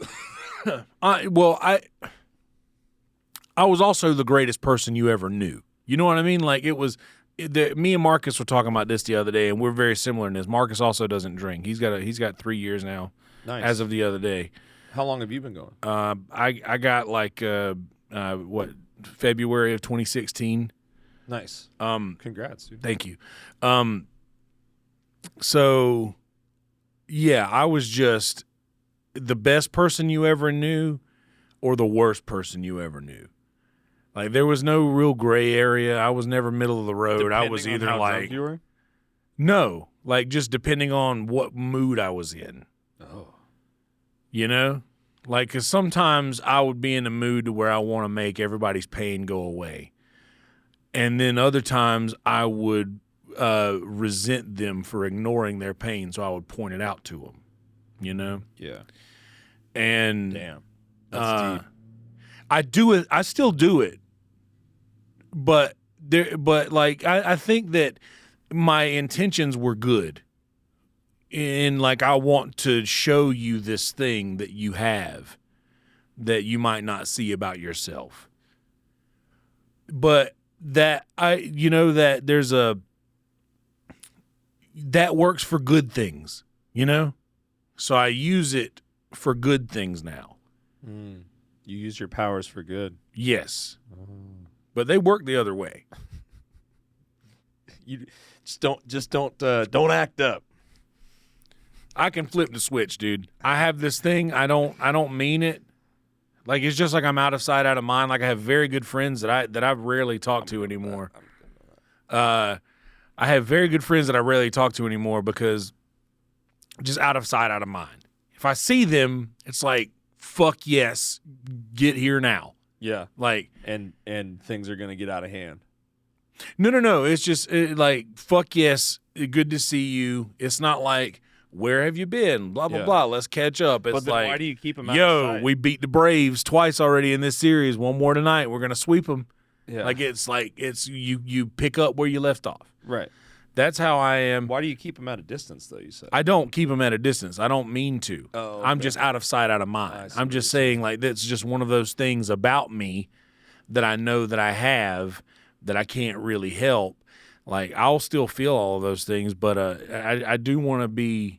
I want to turn people towards their strengths rather than exposing their weaknesses, which, like I said, I just want to, my goal, I want people to be better themselves. I want to be a better version of themselves. Yeah. So I think that I used to do that at a fault to where it would like. How would that be a fault, though? Because I would say it in front of a bunch of people. And drunkenly and loudly, and I would say whatever I wanted to say about them. Like, it wouldn't be a good thing. Like what? Like I don't understand. Like what? Like I need an example, I guess. Like I called out a bunch of fucking people one night for just being fake. I don't know. I don't want to go into specifics because I'm embarrassed. Sure. But. I don't know. I just said a lot of really fucked up shit to a lot of people all the time. Things that I would never say. Yeah, I feel like everyone's kind of done that though. Yeah, but I'm doing me it frequently. Yeah, I'm just saying you might not have to give yourself as hard of a time, right? Well, people kind of always listen when I speak, Yeah, I guess that makes sense. So that's why I say, but I'm me. My mom had to tell me that a couple times when I was growing up. Oh shit, get that. Yeah, like I couldn't understand why I would, maybe get in trouble for things that I guess I don't know exactly what, situation would bring this conversation about, but my mom said that to me many times when I was growing up. Like, honey, you have to realize that when you talk, people listen. And you got to be careful what you say because you hurt people's feelings. You're passionate. Well, Yeah. I might have, I don't know, like made some, a friend cry or something, when I was younger or something. And I'm like, and then I got in trouble or my cousin or something maybe, or you know what I mean? And maybe just being like a young kid being a bully or something. And then my mom's, and I didn't really get, like, I didn't feel like it was that bad. And I was like, well, I wasn't trying to say it like that. I didn't mean it like that. Right. You know what I mean? And she's like, well, you got to watch how you say shit. You know what I mean? Because people, I don't know. Yeah. It's just, I think it's when you have a loud voice. Knowing how people view you is a big deal. I was also told to be quiet all the time, constantly when I was. Same, dude. Not like in a bad way. Like my parents always let me have a voice, but it was like they wanted me to keep that voice down. Did you start talking early? I think so. I don't know. They told me I started talking early. They said I was talking before I was 1, I think. I think I might have been. Because I also remember talking. I have a weird memory sometimes where, like, I remember, conversations I had with people when I was, like, 5 years old. Yeah. Like, more than I think your average person, Some people can't remember shit for their long-term memory or have no, memory of things as a kid. I remember shit. I do too, man. I think that's a strong part of music, having a good memory. Yeah. Like, especially like lyrics and shit, I guess. Yeah. Man, that's some of my favorite literature, which I think literature tends to help your memory if you read a good bit. I need to read more, dude. But I mean, growing up, like if you, I needed to read more back then too. But man, dude, lyrics are such a good form of literature, aren't they? They are. Yeah, they can be. They can also be like the worst, right? It's like, isn't there a range? There is, but man, like, couldn't you have the dummest lyrics? But good when it's good. Yeah, when it's good. Man, it's so good when it's good. I can't really think. You know what's weird is I feel like You're not a lyrics guy? I think I've realized that as that might sound weird because I do the band thing and I'm the front man, and it's like I didn't always like look into them. I'm like the kind of person that like I'll sing along to a song for like my whole life and then be like find the lyrics out and be like, oh, that wasn't it. That wasn't the lyrics. You know, like, and then it like kind of fucks up the song for me a little bit in a way. Not really, but it just kind of, you know, like if you've been singing a song a certain way and then you look up the lyrics, just going off the sound. I always went off the sound. You know what I mean? I think I just went off the sound. That's how they get you. That's the trick. Yeah. That's what they want you to do. Right. They want you to ignore what they're saying and pay attention to how they're playing. I wish I could think of an example right now, but there's so many. I can't think of an example because it's like parts of most songs, mostly every song that I think I know the lyrics to. And then I go to like the other day I was like sitting in here and I hooked up one of these microphones to my computer and I think I'm going to do some singing for the first time on recorded music with these new songs.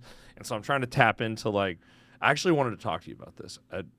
I've been tapping into and listening to like a lot of like everything that like means something to me. Because I'll listen to music for like a lot of different reasons. I think like I'll listen to music like to be like to escape.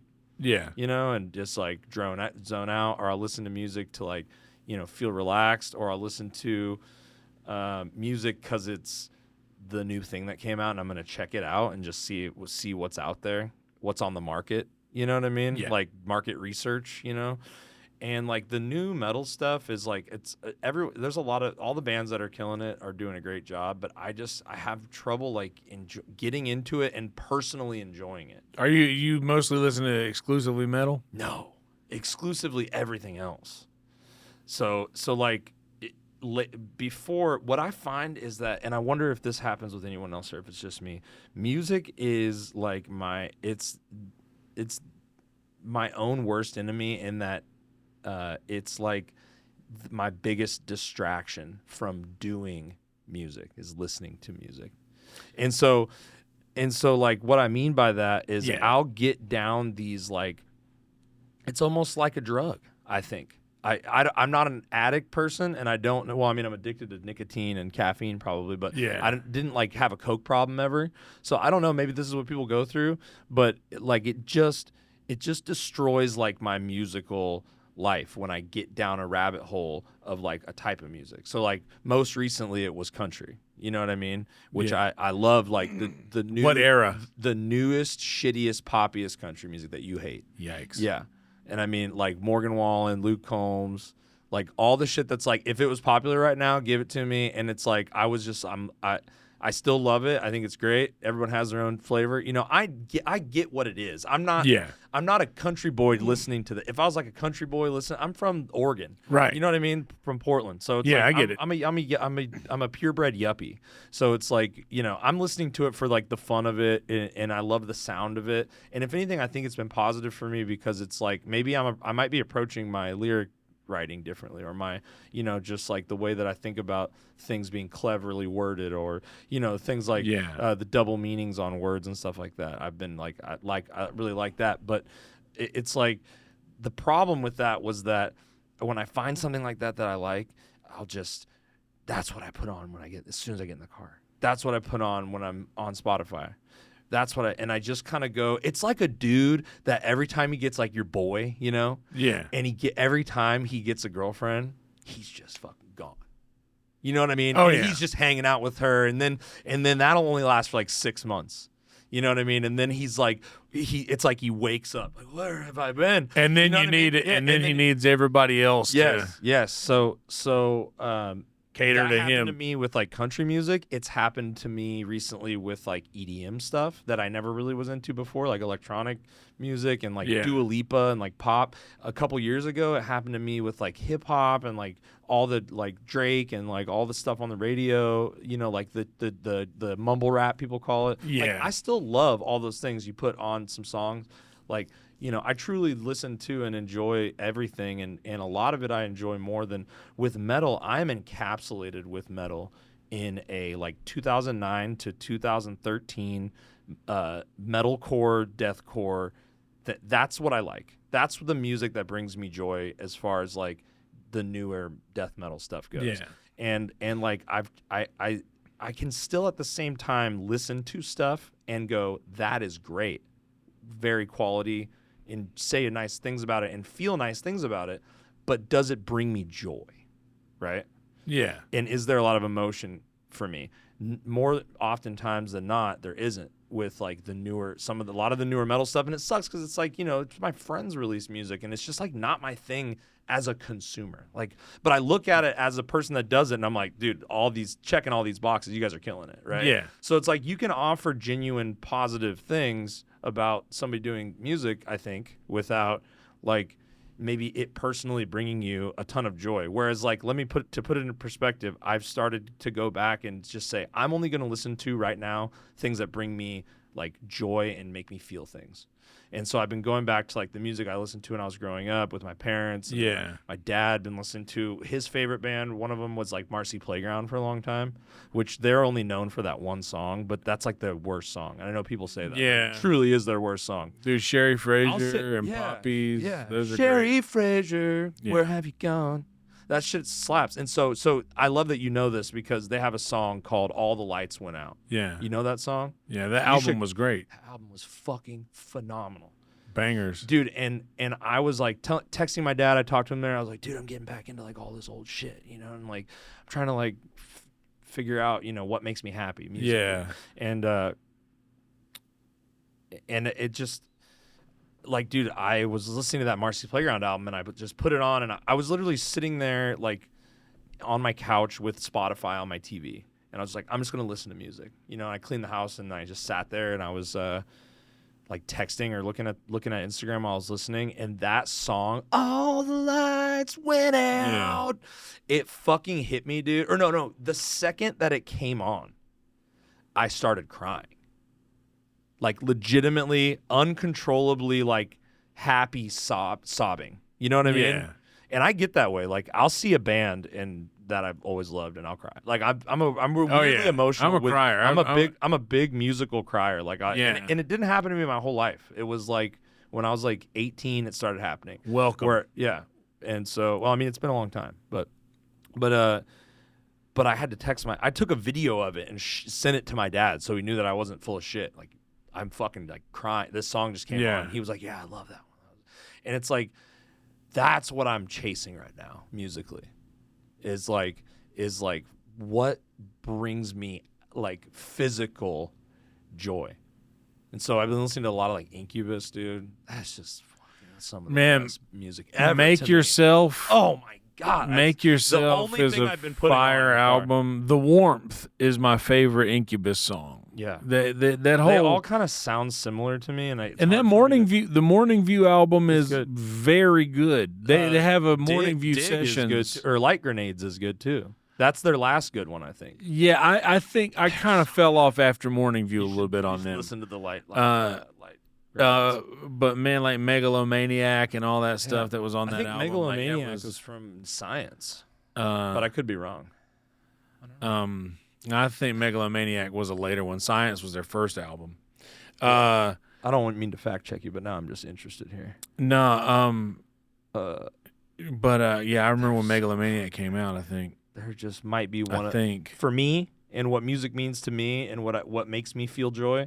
They're one of the best bands in the world. Maybe they're so good. You might be they're right, dude. And I found out while I'm revisiting Incubus, I'm finding out they're more like Korn than they are like 311, and that's a statement I stand behind. They are more because I was very much into Korn when I was a kid. So into Korn. Like when I was a kid, Like that stuff was just coming out, like Limp Bizkit and Korn. Yeah. And no, you're totally right. Megalomaniac is actually, we're both wrong. Well, I know I don't think it was on Science. I thought it came out around 2000. It's on the Crow Left of the Murder, 2004. There you go. Yeah. 97. Science came out. Yeah. 97. Yeah. Incubus was my favorite band when I was in middle school. Yeah. Like when Morning View came out, they had the Morning View Sessions was the DVD that came with the album, and it was them playing a bunch of songs live. And dude, like it was, I covered Drive, just like every other cover band. You should throw some Incubus back in the set. I do a little warning every now and again. His voice was incredible. It's so hard to replicate. I will say this, like that. Maybe being into Incubus and covering Incubus a lot as a kid, like when I was first getting into music, like playing my own music. Those were the bands that I was into. Yeah, I think that really like changed my vocal DNA a lot. The stretching, like just in the formative years of doing that, like I was into like the Rascal Flatts was a big band back then, and he had like a super high pitch. He was a country guy. Yeah. They were like a Morgan Wallen of or like a Florida Georgia. And I wouldn't even compare him to that. They were, but in the early 2000s there was like a slew of bands like late 90s, early like Lone Star and Rascal Flatts, and just these guys had just very. And it wasn't shitty; it was good. I stand by it being good, and I think that's like some of the last. I always say country music stopped with Dwight Yoakam, like when Dwight. I know. I'm sorry. I'm a piece of shit. I'm so sorry. Country stopped with Dwight Yoakam. Okay, can I write it down? Please. Okay, please write Dwight Yoakam. I'm so sorry. I like all that stuff too, though. Yoakam. Yoakam. He said, "You taught me how to hurt real bad and cry myself to sleep. You showed me how this world can shatter dreams." Another lesson about a naive fool who came from Babylon that found out that the pie don't taste so sweet. Like, that's powerful shit, man. Seriously. There ain't no glamour in this tinsel land of lost and wasted lives, and painful scars is all that's left of me. And I thank you, girl, for teaching me brand new ways to be cruel. And if I find my mind, well, I guess I'll just leave. Like, dude, he's actually saying shit. Yeah. Have you ever seen Terminator 2? Yeah. You know when... I haven't watched it in so long. You know when he walks into the place at the beginning where he's saying, "I need your clothes, your boots, and your motorcycle." I can't remember, dude. I'm sorry. That's the song. I don't want to pretend that I know. That's the song that's playing on the jukebox when he walks in. Okay. Well, it's guitars, Cadillacs, hillbilly music. He plays the song and it sounds catchy and stuff, but you don't hear what he's saying. He's dropping bars. I'm telling you, that's what I wanted to get to a while ago, and I didn't want to interrupt you. I'm sorry. I was going on a time. No, you were good. I didn't want to interrupt you, but I'm glad I remembered. I appreciate it. So wait, can you hold that thought so I can piss really quick? Of course. By all means. We'll be right back. Hell yeah. Sorry that took so long. I can't piss when there's a stressful situation involved, like when there's people, like when I'm like. Why? When there's if you pull over, because I'm like, everyone's waiting on me. Everyone's waiting on me to piss right now, and I get especially when I'm high. I'll be like, everyone's waiting for me to piss. They're all gonna think you're taking so long to piss. They're gonna think you're taking a shit. I don't know what it is. It's like this is high school trauma or something. Hey man, the whole time. It's all vibes. I know, but I'm just like if we pull over on the side of the road because I have to emergency piss, it's gonna take me a second to fire it up because everyone is like, they know I'm the center of attention while I'm trying to take a piss. I don't like that's a mental thing. Yeah. I'm mentally ill. Anyway, well, I was actually we weren't even talking about the phone. I just said that at the end. We were talking about how long it was taking you. God damn it. We're like, God, what is he doing? I knew it. It pisses so loud. What is he do? I could hear. I couldn't hear it because we wasn't pissing. We did this gig at this probably, I don't know, 5 or 6 years ago in Boone, North Carolina.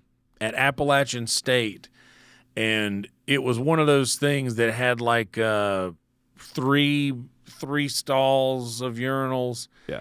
But it was like a college bar. So you walk in and there's literally like a line at each urinal. Oh God.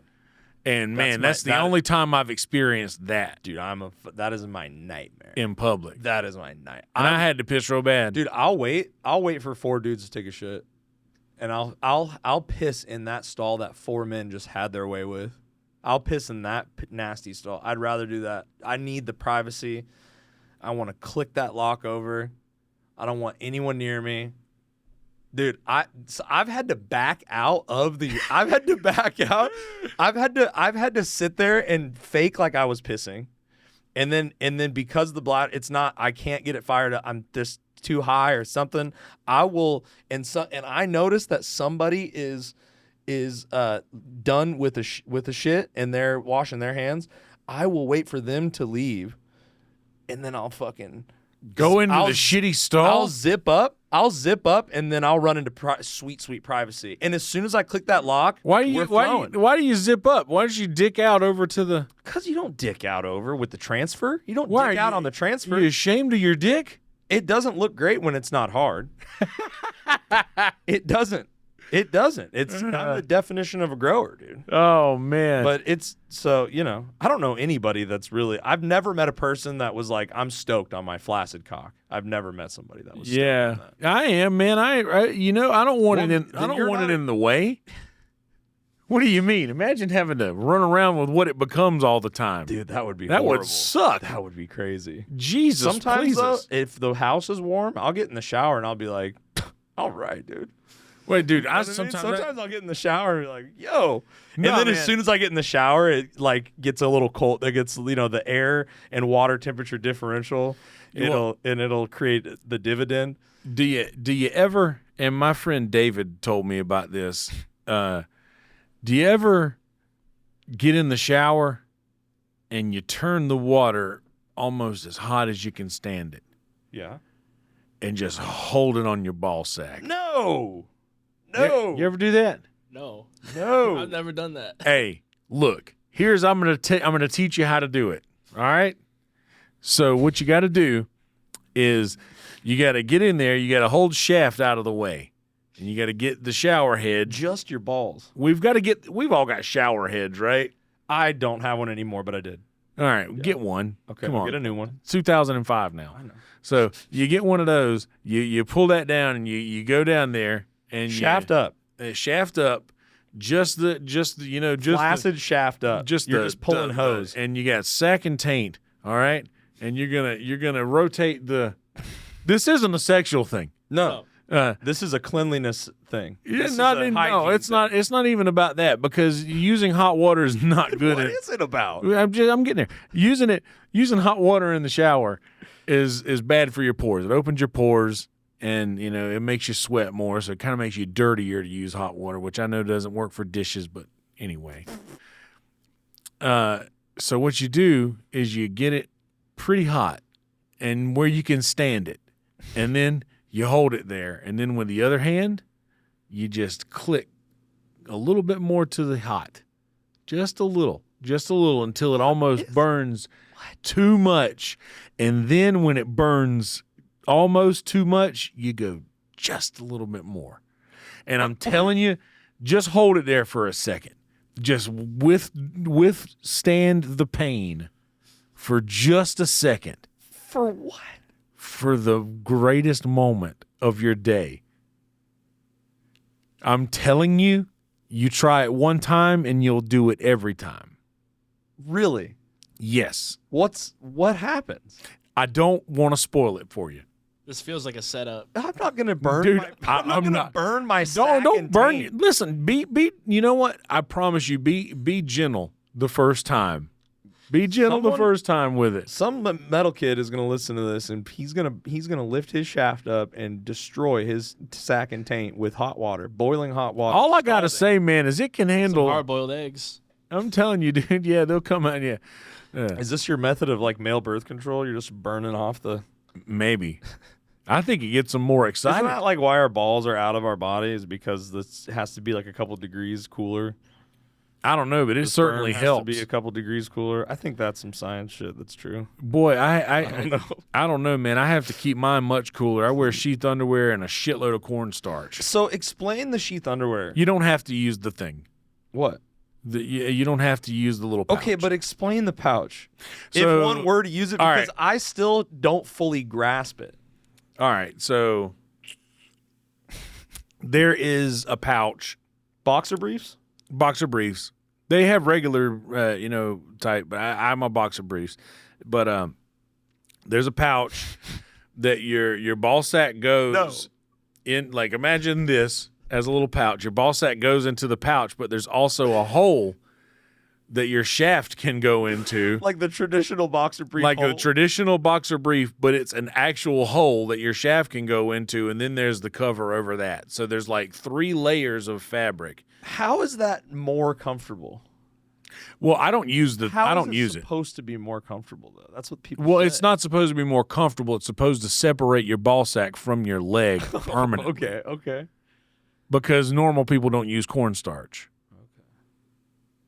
Like I'm a cornstarch guy. You fuck with cornstarch? You put cornstarch on your balls? Yeah. What? Between the sack and You really are 37. Yeah. I'm just kidding. Dude, I'm not kidding. Dude. Look, I have the most ridiculous. That's not just something that people say. No. They put cornstarch on their balls. Dude, Does it look like you're about to deep fry them? No. Like, is it like it's a powder? Yeah. Oh, powder. I've heard of powdering balls. Yeah. Baby. Yeah. Is that what that means? Dude, baby powder. Look at the main ingredient of baby powder. Never powder. Or Gold Bond. Yeah. It's cornstarch. All Gold Bond and baby powder is scented cornstarch. Maybe I could piss in public better if I cornstarch my sack. Maybe it'd build some confidence or something. Dude, I'll tell you exactly how to do it. And if and anybody out there wants to find out, I do shower videos, and I did an entire tutorial of my cornstarch on Patreon. I just saw you were showering in the shower with your shower head. You're very shower obsessed recently. No, not recently. I used to stream Patreon or on Periscope. I used to do shower talks. It was my most viewed non-sexual. Yeah, I'm shower videos. Yeah, I'm just like all you can see is like just your thoughts in the shower. Yeah, I'm just because you have the best thoughts in the shower. I always thought, that's don't awesome, you, dude? Don't you have the greatest thoughts in the shower? How much does that cost to become a patron? To get the shower videos is $10 a month. For the shower videos. Dude, I'm fucking buying. You're selling and I'm buying, dude. I'm serious. That's a deal, dude. I have 2 tiers. I have a $5 tier and a $10 tier. I'm not greedy, you know? What do we get? The $5 tier, like I upload every secret show opening set. I record all of those. That's it. So I upload every single one of my secret show opening sets there. So you can see the whole 30-minute thing that I do with the jokes in between or whatever. Like, so that's all on the Patreon.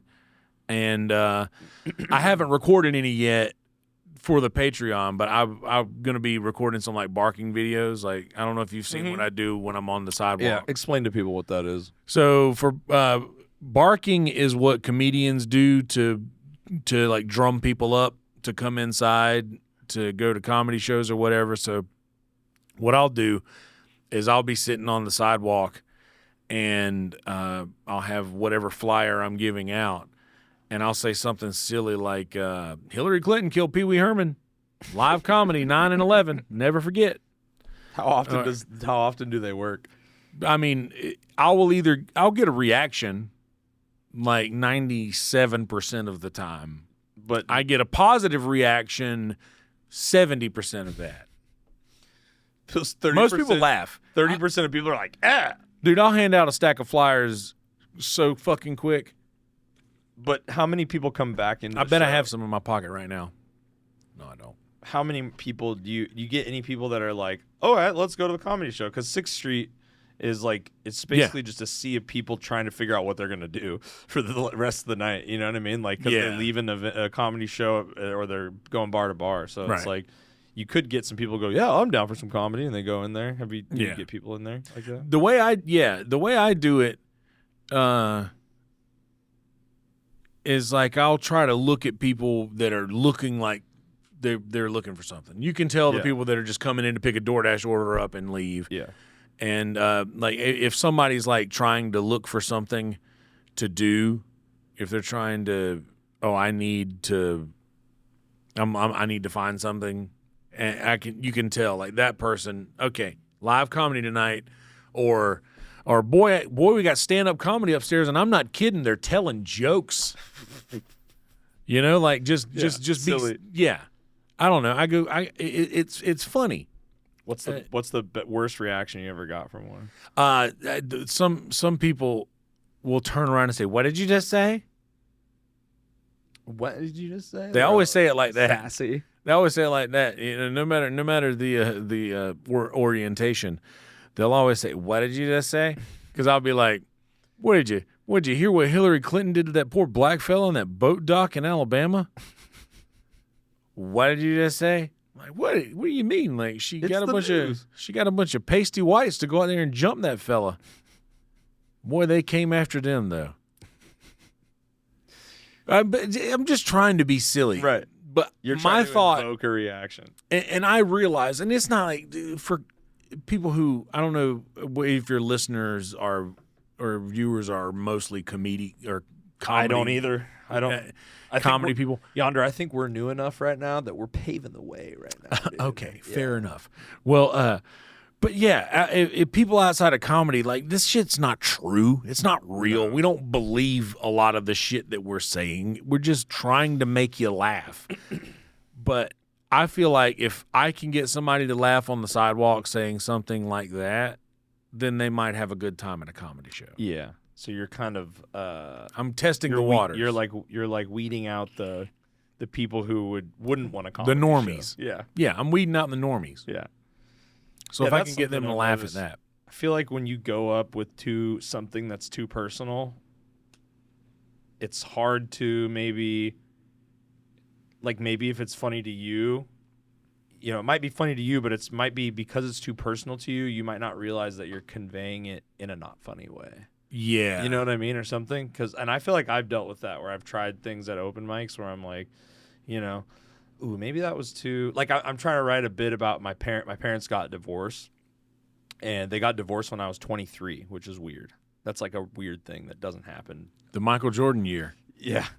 And they got divorced when I was a grown man, and I was living out of the house, you know, and I'm an only child.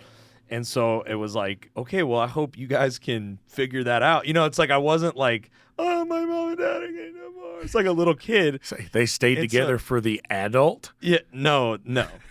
They were happily married for a while, but no, it's like it's just I'm trying to write a bit about basically the joke is like they're both happy now and they have like they're finally in relationships, and I'm so excited about that, which is weird when you think about it because you're really just excited that someone's fucking your parents. Yeah. You know what I mean? And so, like, I had that realization. Like, I'm just excited that my parents are getting it. You know what I mean? And that they're happy. You know what I mean? That someone's – and then, like, you know, like the guy that's with my mom is like this is part of the joke, right, that I'm trying to figure out in my head is, like, I'm really nice to him. And I really am I'm like, oh, I'm so happy, you know, I'm so nice to meet you. And he's just like, why is this guy being so nice to me when I'm, you know, when I'm smashing his mom? You know what I mean? Like that's like the angle that I'm trying to work for the joke. But it's like when I've tried it at open mics, people are just, it comes off like a therapy session. You know what I mean? So it's like sometimes when shit's too personal and real, it's not funny maybe because it might not be funny, you know, or it might be harder to make it funny because you have too much attachment to it or something. I don't know. I'm asking. So I'm asking here. This is something that we call 3 truths and a lie. So this is where you say, my parents are, you know, they divorced when I was 23. They're finally dating again, which I'm excited for because there's a whole internet full of porn that I haven't been able to properly appreciate yet. Okay. And now I can't, like, okay. And now I can because, boy, I've been watching stepdad porn for years. I just didn't get it. No. I see. No. William Montgomery does the 3 truths and a lie They played this game on Kill Tony years ago where he would do like 3 truths and a lie, but it was all lies. I don't know. It was a funny thing. Everything he does is like a silly lie, or like a lot of it. He does a lot of bits like that, I should say. He's so funny. He is man, I'm lucky that I got to see that from like the beginning of him getting, like when I started watching Kill Tony was when he was just made a regular. So yeah, I'm really lucky I got to see all of that happen. He lived in my head for a while. Like his voice was just like writing my jokes. Like, everybody knows the Teenage Mutant Ninja Turtles are great at karate, but what they don't know, they're terrible at cards. That was one of the early jokes I wrote, and I sent it to him. I was like, "You can use this if you want it. You wrote it in my head." Yeah, nobody said it before. It can't be delivered funny unless you do it, kind of thing. Like it doesn't work if I say it. Yeah. That you were saying something. I've been leading with like a personal thing lately. I usually always make up my jokes, just say things that aren't real, or just silly things that I think are funny. But lately, I've been talking about like getting pissed on, and I literally just come out and I say, I like to get pissed on. And this is true? Yeah. And dude, it kills.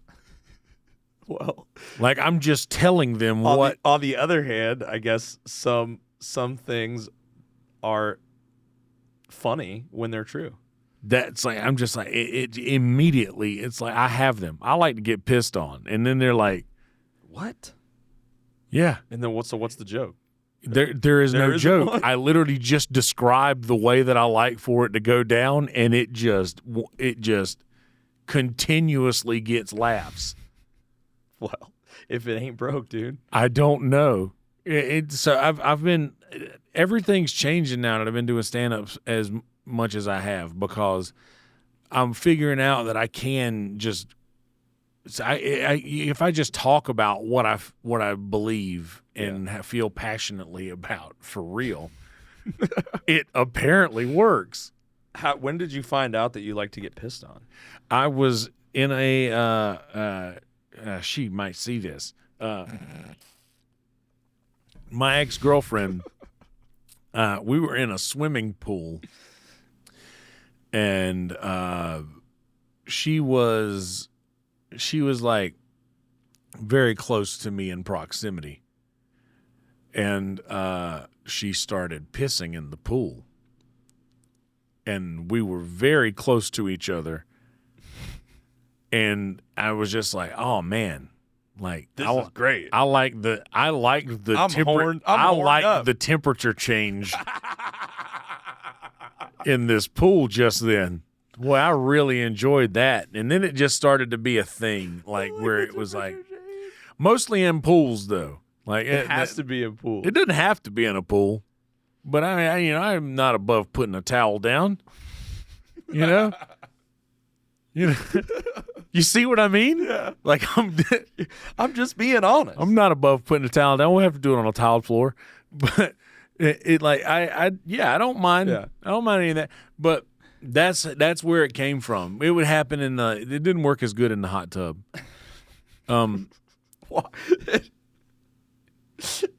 But just being close enough, like she's just sitting in your lap in a hot tub, and like there's already this is all water related.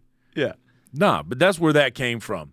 And I don't know. I think I said that to somebody in a conversation one day a few weeks ago, and it made them laugh. So I was like, oh, okay, maybe I'll write that down. Maybe I'll give it a shot. How do you typically approach joke writing? Does it take many different forms? Or is there a specific kind of like... Just one way. It's just one. Write down something silly and go talk about it? No, if I say something funny and somebody laughs, I'm like, okay, we'll go with that. Or if I have a funny thought. If anything funny, if any of the entities that live in my head laugh at something that I think, I'll write that down. Yeah. Or, like if I say something in the world and people laugh at it, is there a time of day that they come more frequently? No. like a thief in the night. I will say I do. I'll do this projecting thing where when I'm trying to fall asleep, it's a trick that I use to fall asleep quick. Is like you project yourself in your mind somewhere. Like maybe I should try this because I can't. It takes me a while. Well, that's also like if you get really good at it, you can step into a lucid dream. You know, you can just go to that place. So a lot of the times, like sometimes I'll just be falling asleep and I'll be like on the little boy stage in Mothership in front of a packed room, and I'm just like riffing. Fucking in my bed and comfortable, and it's kind of what I mean. And I'm just like, what would I say? Like your mind kind of starts going, what would I say if I was there, right? And so it's like you're but it's like, but it in the dream everything hits. So is it kind of a visualization then too? Kind of. You know, like when they tell you in psychology class that Super Bowl champions, they sit there and they're like, I'm gonna win the Super Bowl. Like think about what it's like to hold that trophy, and then they finally do it one day. So it's kind of a little bit of that. There's some power in that, man. I've done some of manifestation type situations. Like there's power in that. But if I'm doing that and I can I'll say something funny that I think is interesting. I'll grab my phone and I'll write. I don't write with pen and paper. Like I have terrible handwriting. I do too. I've been trying, but I don't know if it's beneficial to me at all. I've been trying, because I'm just trying to figure this whole thing out. Yeah. And I see like people have notebooks, and I like physical things.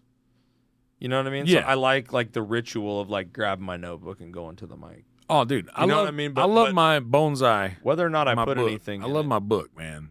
You know, I just it's like I think what I've been trying to do is kind of like what I've heard other comics talk about doing is like when they, and this just kind of happened naturally from doing it, was like the writing kind of happens in my phone, and then I'll write down what or how or little key things about how I'm gonna say it, like while I'm waiting to get called to go up, and then I'll just write stuff down that like how I'm gonna say, you know, this, or what am I gonna add, or do you write exactly? Do you write it out like exactly how you're gonna say it, like cliff notes or something? Yeah, like whatever footnotes. I'll write like a topic. Yeah, because I already know how the joke's gonna go. So I'll just write the word or the punch. What was the first time where you like felt like you crushed? And like, what was that like?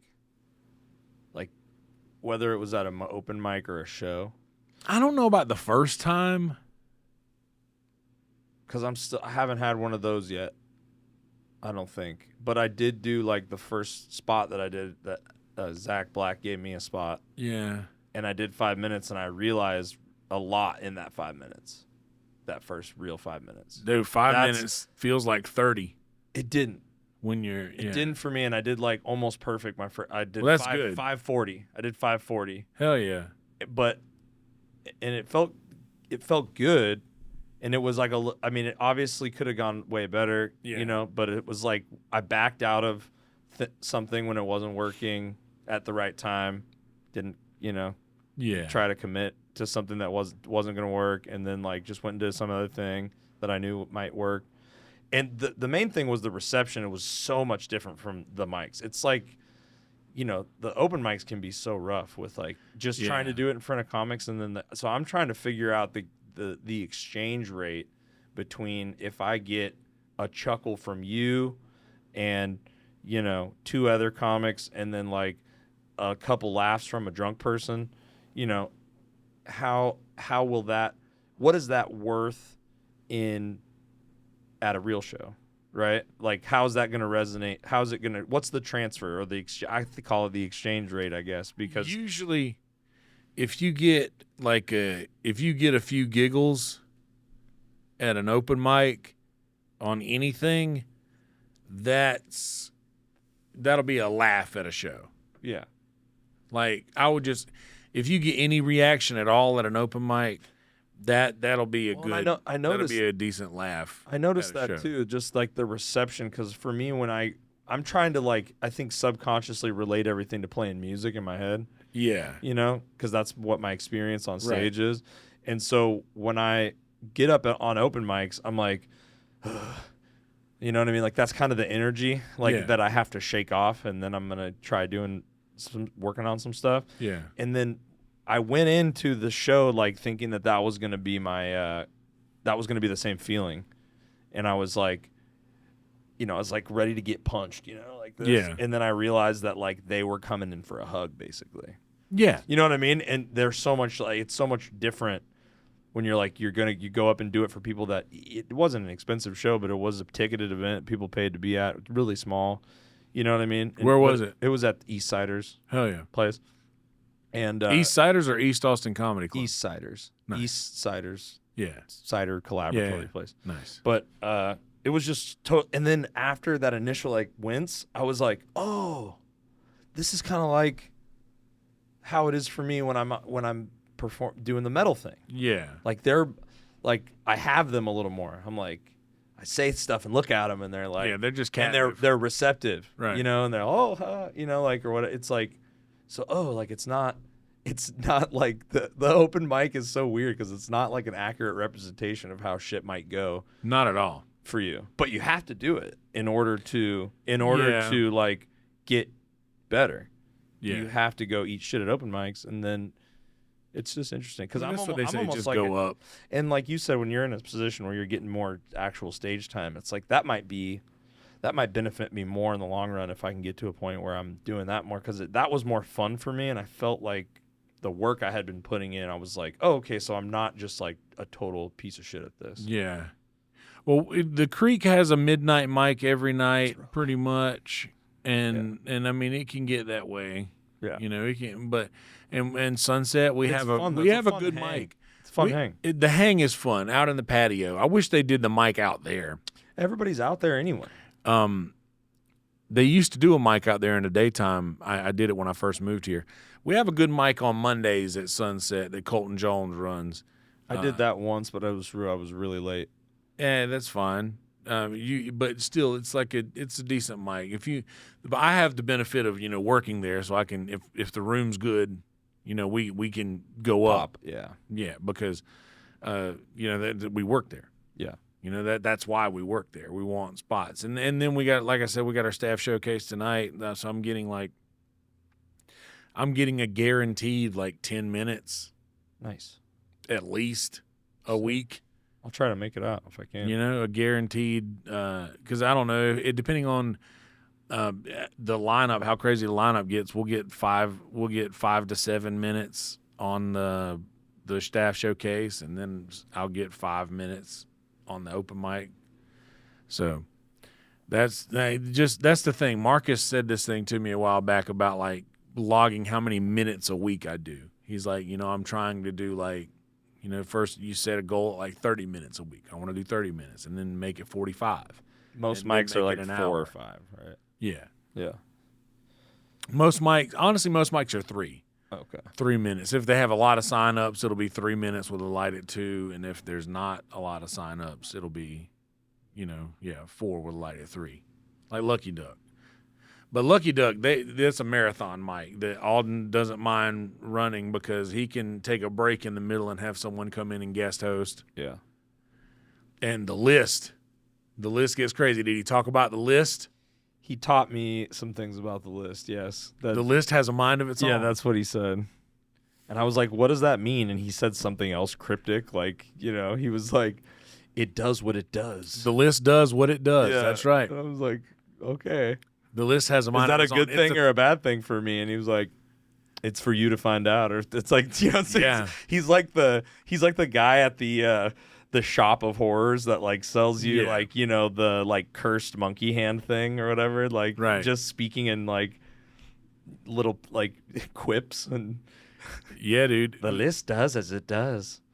But it's true, man. Like the trick is though, is we will show up super late and just show up with a handful of people. Everybody from Vulcan would show up at the end of the night, and now some of the Sunset crew might go over every now and again after we get off work. But dude, here lately I've just been trying to go home. Yeah. I've worked a lot in the last couple weeks, So I just been trying to go home when I get done, especially after I do a spot, that goes kind of well at the staff showcase. Yeah, let's quit while I'm ahead.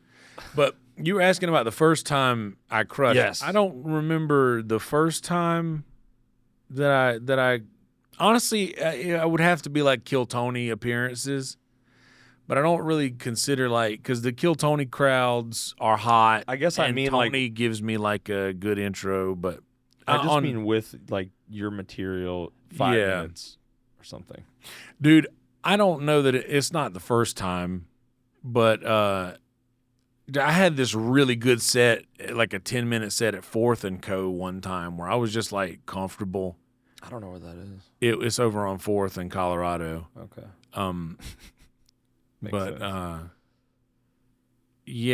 had a really good set there. Mumford was hosting this show that Adam Bowles produces, and it was I was just comfortable, and I was talking to the people, and it wasn't a crush, but I had a good 10 to 11 minute set, maybe 13. I don't know how. I had a good long set, and that felt good. But the other day, Friday before last, I did a set for Brittany Ledesma's show, Freaky Friday, and I just been outside barking all day long. I was hot, just I was loose. Yeah, you were because I was just barking all day to people, and I came in, and man, just like everything I was saying was hitting, and like it was one of those where you walk back into the green room, and everybody's like, "Yo, yeah, like." I haven't experienced that yet. Like, damn, dude, like Someday. you got him. But that was just a couple weeks ago. But I don't know. You get those little wins. Like, I mean, I had a really good set at the Mothership where I got a couple of nice little like pops, like legitimate pops, not just laughter. Because there's a lot of comedians be like, yeah, man, got some pops, which meaning they got some laughs. But I got a couple of legit pops. Like roaring laughter, good ones. Yeah, I mean, where like you can just see it on the wave. On the wave, yeah. Yeah, my second set at the Mothership was like that, where it went really well, right on up until the very end. Like my closer didn't hit, but everything else. So hit. This has been on the open mics they do over there, right? Yeah, nice. Yeah. Dude, I would love to see you on the Bottom of the Barrel show. That'd be fun. Dude, I would like to see. That'd be fun. I want to see you do the improv thing. Dude, I was talking earlier about when I first started doing minutes or trying to be funny between my songs. One of the first forms of that was like talking to the crowd about what's on the TVs. Yeah, in the bar that I'm playing at, where we're just like. People will do that at the Lucky Duck because they have like a basketball game on a projector out there, and they'll be like, they'll like be like, oh yeah, just watch this basketball team. Nobody cares about this basketball game, but nobody cares. Nobody's watching me. Like. Oh well, I would narrate. Oh, because the sound was off. Right. So I would be like, oh, check this guy out, man. Yeah. And I would act like I was that guy or whatever, and I can't do an example because it has to be in a moment. But that's funny. I started doing that, and that was when I started getting laughs, like real laughs. So I was like, oh, crowd work, okay.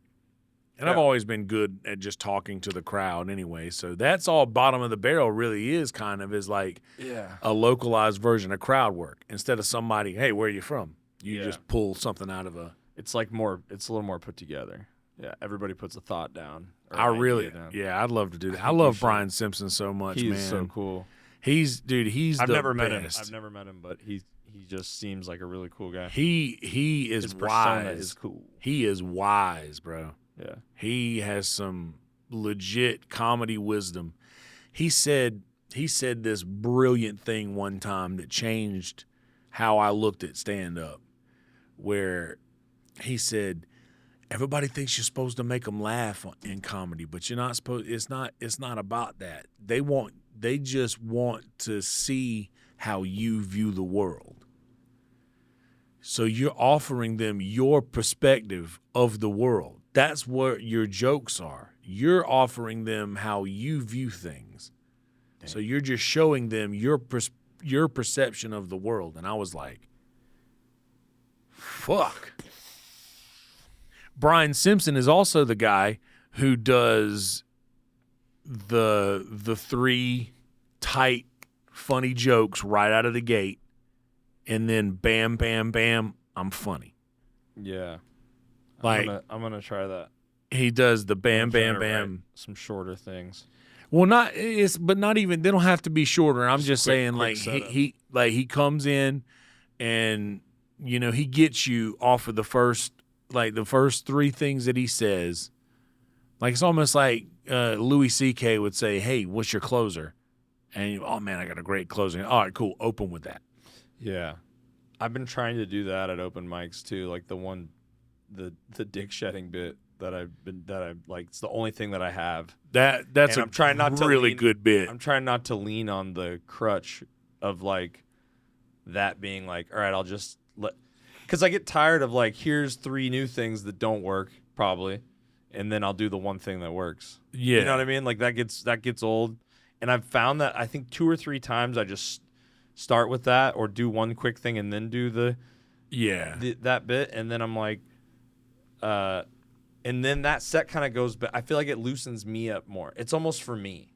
Yeah, it's more for me. Like let me do this to remind myself that I can write a decent bit, and then maybe that'll loosen me up for the rest of it. I really don't know. I'm still, like I said, anything I say too with like my commentary on doing this stand-up stuff, I just want anyone to listen to it to know that it's from a place of complete, noviceness. You know what I mean? Like I'm just like, I feel like a newborn child learning how to walk because I found a new thing that I like to do. You know what I mean? And I haven't really even talked about it publicly at all. Alden brought it up on the last podcast, so it's fucking out there. But it's been something I haven't really talked to anyone outside of people who go to open mics and shit that I've been doing. You know what I mean? And it's like, I feel like I see a lot of people would like, they post their first open mic, or it's like all about posting videos now, and I just feel like I'm not. It's like sacred to me in a weird way, and I'm not ready. For people to see me do it yet. Right. And my friends are like, well, I want to see you do it. I'm like, you're high out of your mind. You'll see me do it in 10 years maybe. You know what I mean? Like I'm not trying to, I don't want my friends coming, Yeah. And I think that's maybe part of you. Maybe you can relate to this as maybe part of like the music thing where it's like, I'm from the doctrine of you perfect it before you show anybody. And I know that comedy doesn't work that way, so that's it. You know what I mean? But with music, you don't go out, you don't take a song half written and go up and perform it at a show that people are there to see your band. Like, you know what I mean? You have to, and so comedy's so the opposite, where like you have to take something that's like totally newborn and then go. Yeah. And I've been talking about this on every episode, but I don't care. You know what I mean? It's like that's still like the fascination I have with it because it's so the opposite of the creative process is so different than doing music. And it's kind of made me more excited about doing music somehow too, like at the same time. So having this new thing that I'm doing and trying that I suck at is making me want to go back and like, keep doing. It's keeping me interested in music somehow. I don't know how. I've got this. But I don't know anything about comedy. I'm just learning. So I'll release pretty much everything. I think I put a lot of my sets. Even some of the voice recordings, if it's a good set, I'll put it on my SoundCloud. It's sometimes if it's not a good set and just some people were there that had a moment, they can hear themselves laughing in the crowd or whatever. Like I'll send that to them. Yeah. But I upload a lot of shit, and I do this thing with music where I don't want it to sound perfect. I don't want it to sound a certain way because I think that. Like the music that I grew up with loving, it doesn't sound perfect, but I'm loving it 60, 70 years later. I think I need to embrace that more. And I'm like, I talked about this last night, I think on Virtual Red Band, or maybe Sunday night. Me and Janice, Red Band's girlfriend, were talking about this, about how it just I would just release something and get it out, or write something and get it out there. Like there's 2 songs on my SoundCloud right now. They're the 2 newest songs that I've written, and dude, I just recorded them with my phone, just sitting in front of me. Like I recorded them just on the voice recorder, and I released. They're on my SoundCloud right now. They're out there. But I'm doing a professional studio album with my roommate Tony, who you should have him do an episode. Sure. But yeah, he's gonna produce my record, and I'm excited to hear that. Yeah, that's gonna be happening. We've got a few songs already done. Do you have a lighter? Yeah, we got a few songs already done.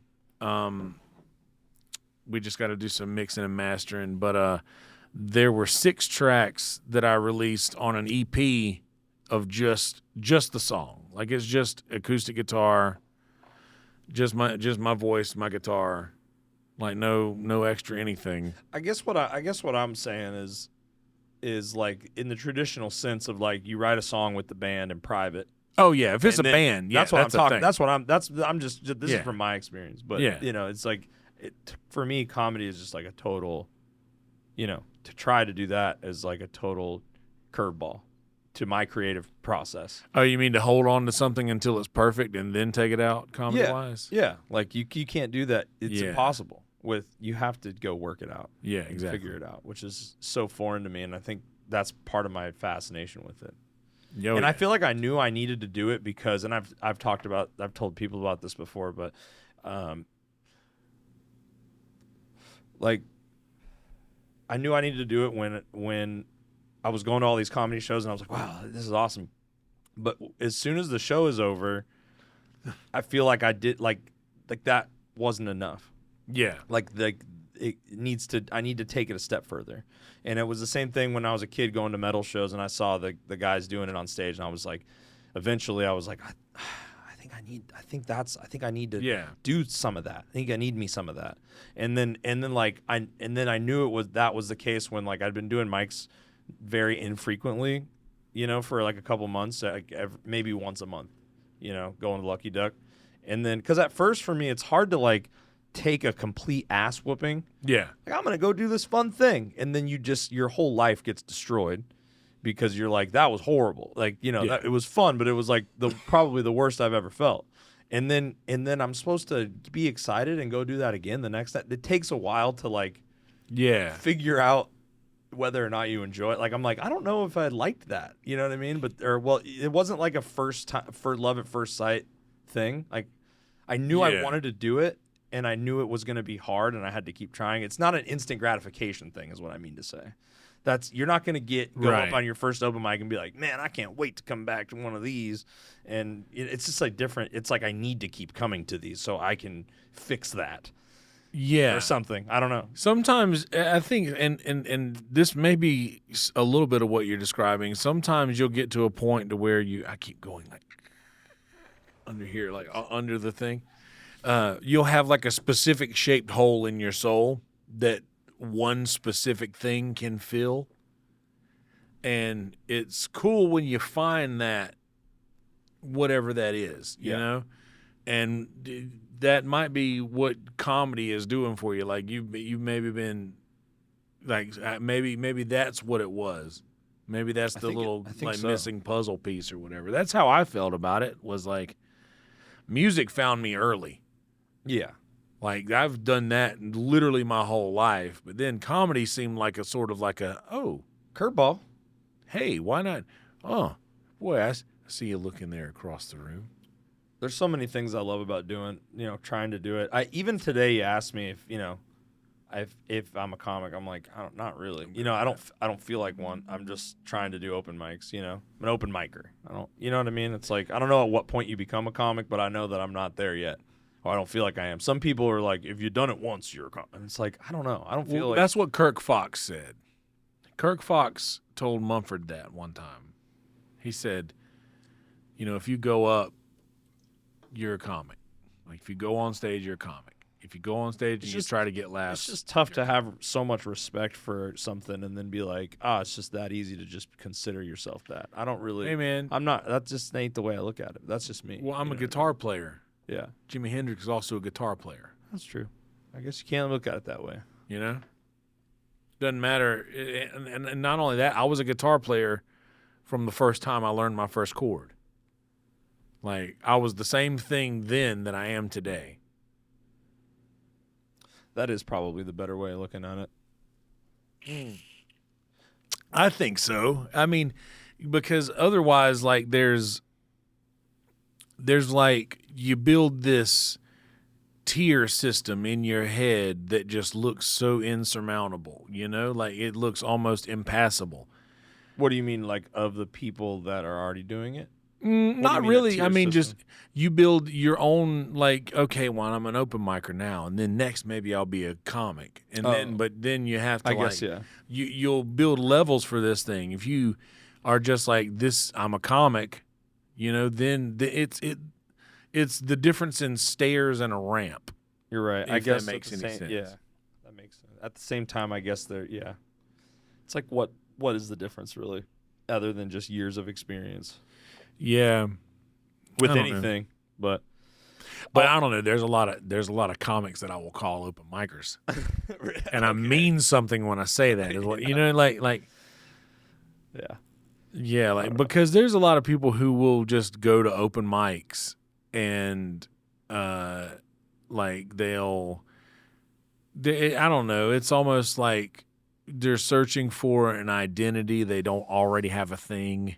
You know, and they're kind of like, you can just tell they're sort of feeling it out, and maybe comedy's just not the thing. But there's also these guys that are like professional open micers, though. That's what I mean, kind of. Oh, okay.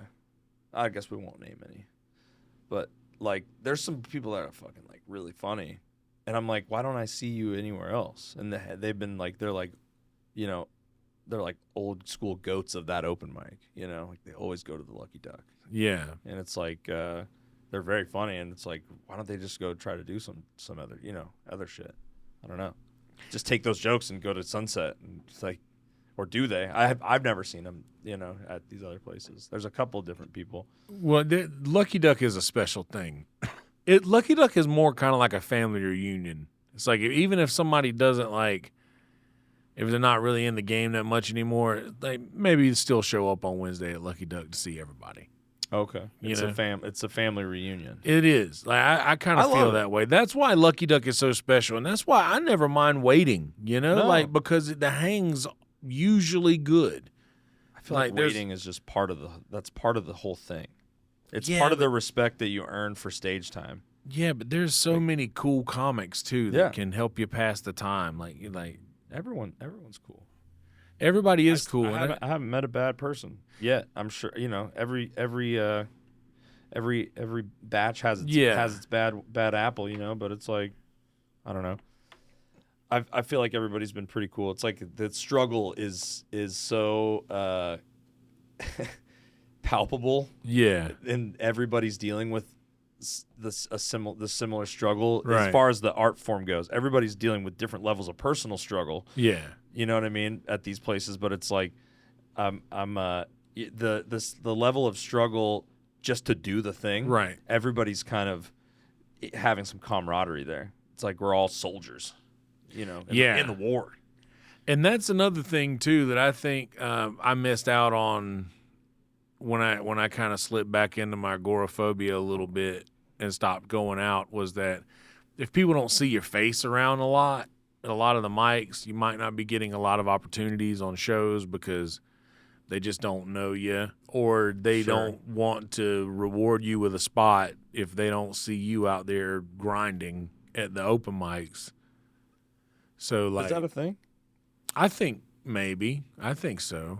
Like, maybe if you don't have like if you're not a headliner person like a Hans Kim or somebody, and you haven't been going to mics, then it's like, well, you're not going to get the opportunities unless you're a good promoter and you have a good online following. That's that what makes it worthwhile. If you don't have that, if you don't have that and you're funny and you're not getting spots, then I think it's because you're not, you don't get seen around a lot. Yeah. So people, it's kind of out of sight, out of mind, like I said earlier, and they just don't see you.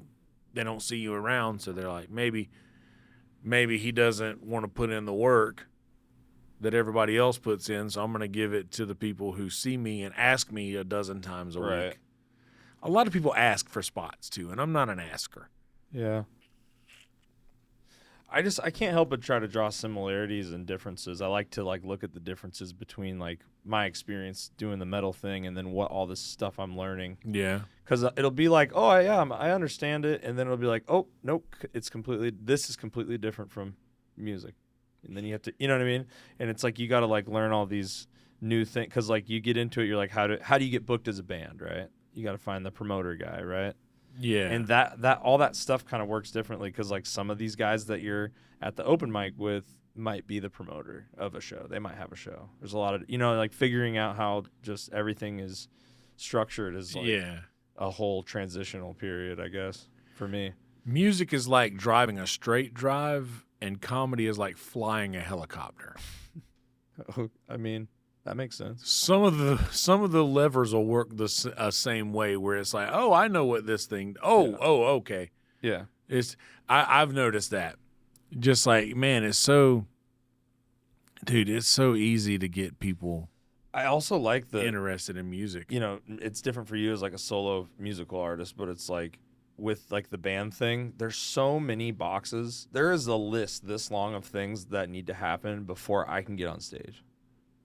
Damn, dude. Like with I just mean like if you think about it, like you have to write the songs, right? Or if you like, you know what I mean, rehearse the songs. Yeah. If you have the songs written, you got to rehearse the songs, put them in the order that they're gonna go in, and then you gotta release the album, get the album ready for the tour. You know what I mean? Release, package, send to distribution, get that spread out on Spotify and all that stuff. And then you have to meet up and pack up all your shit and drive, and then you have to set up your stuff at the venue, and then you have to sit around and wait for however long until your spot to play, and then you get that sweet fix, of like just doing the thing, just like doing the performance. How long are the sets on those shows usually? 30 usually is what you guys are doing. 30-minute sets? Yeah, sometimes maybe a song or two more. Hell so it's like 30, 40 minutes, but we don't have a huge catalog of music out yet, and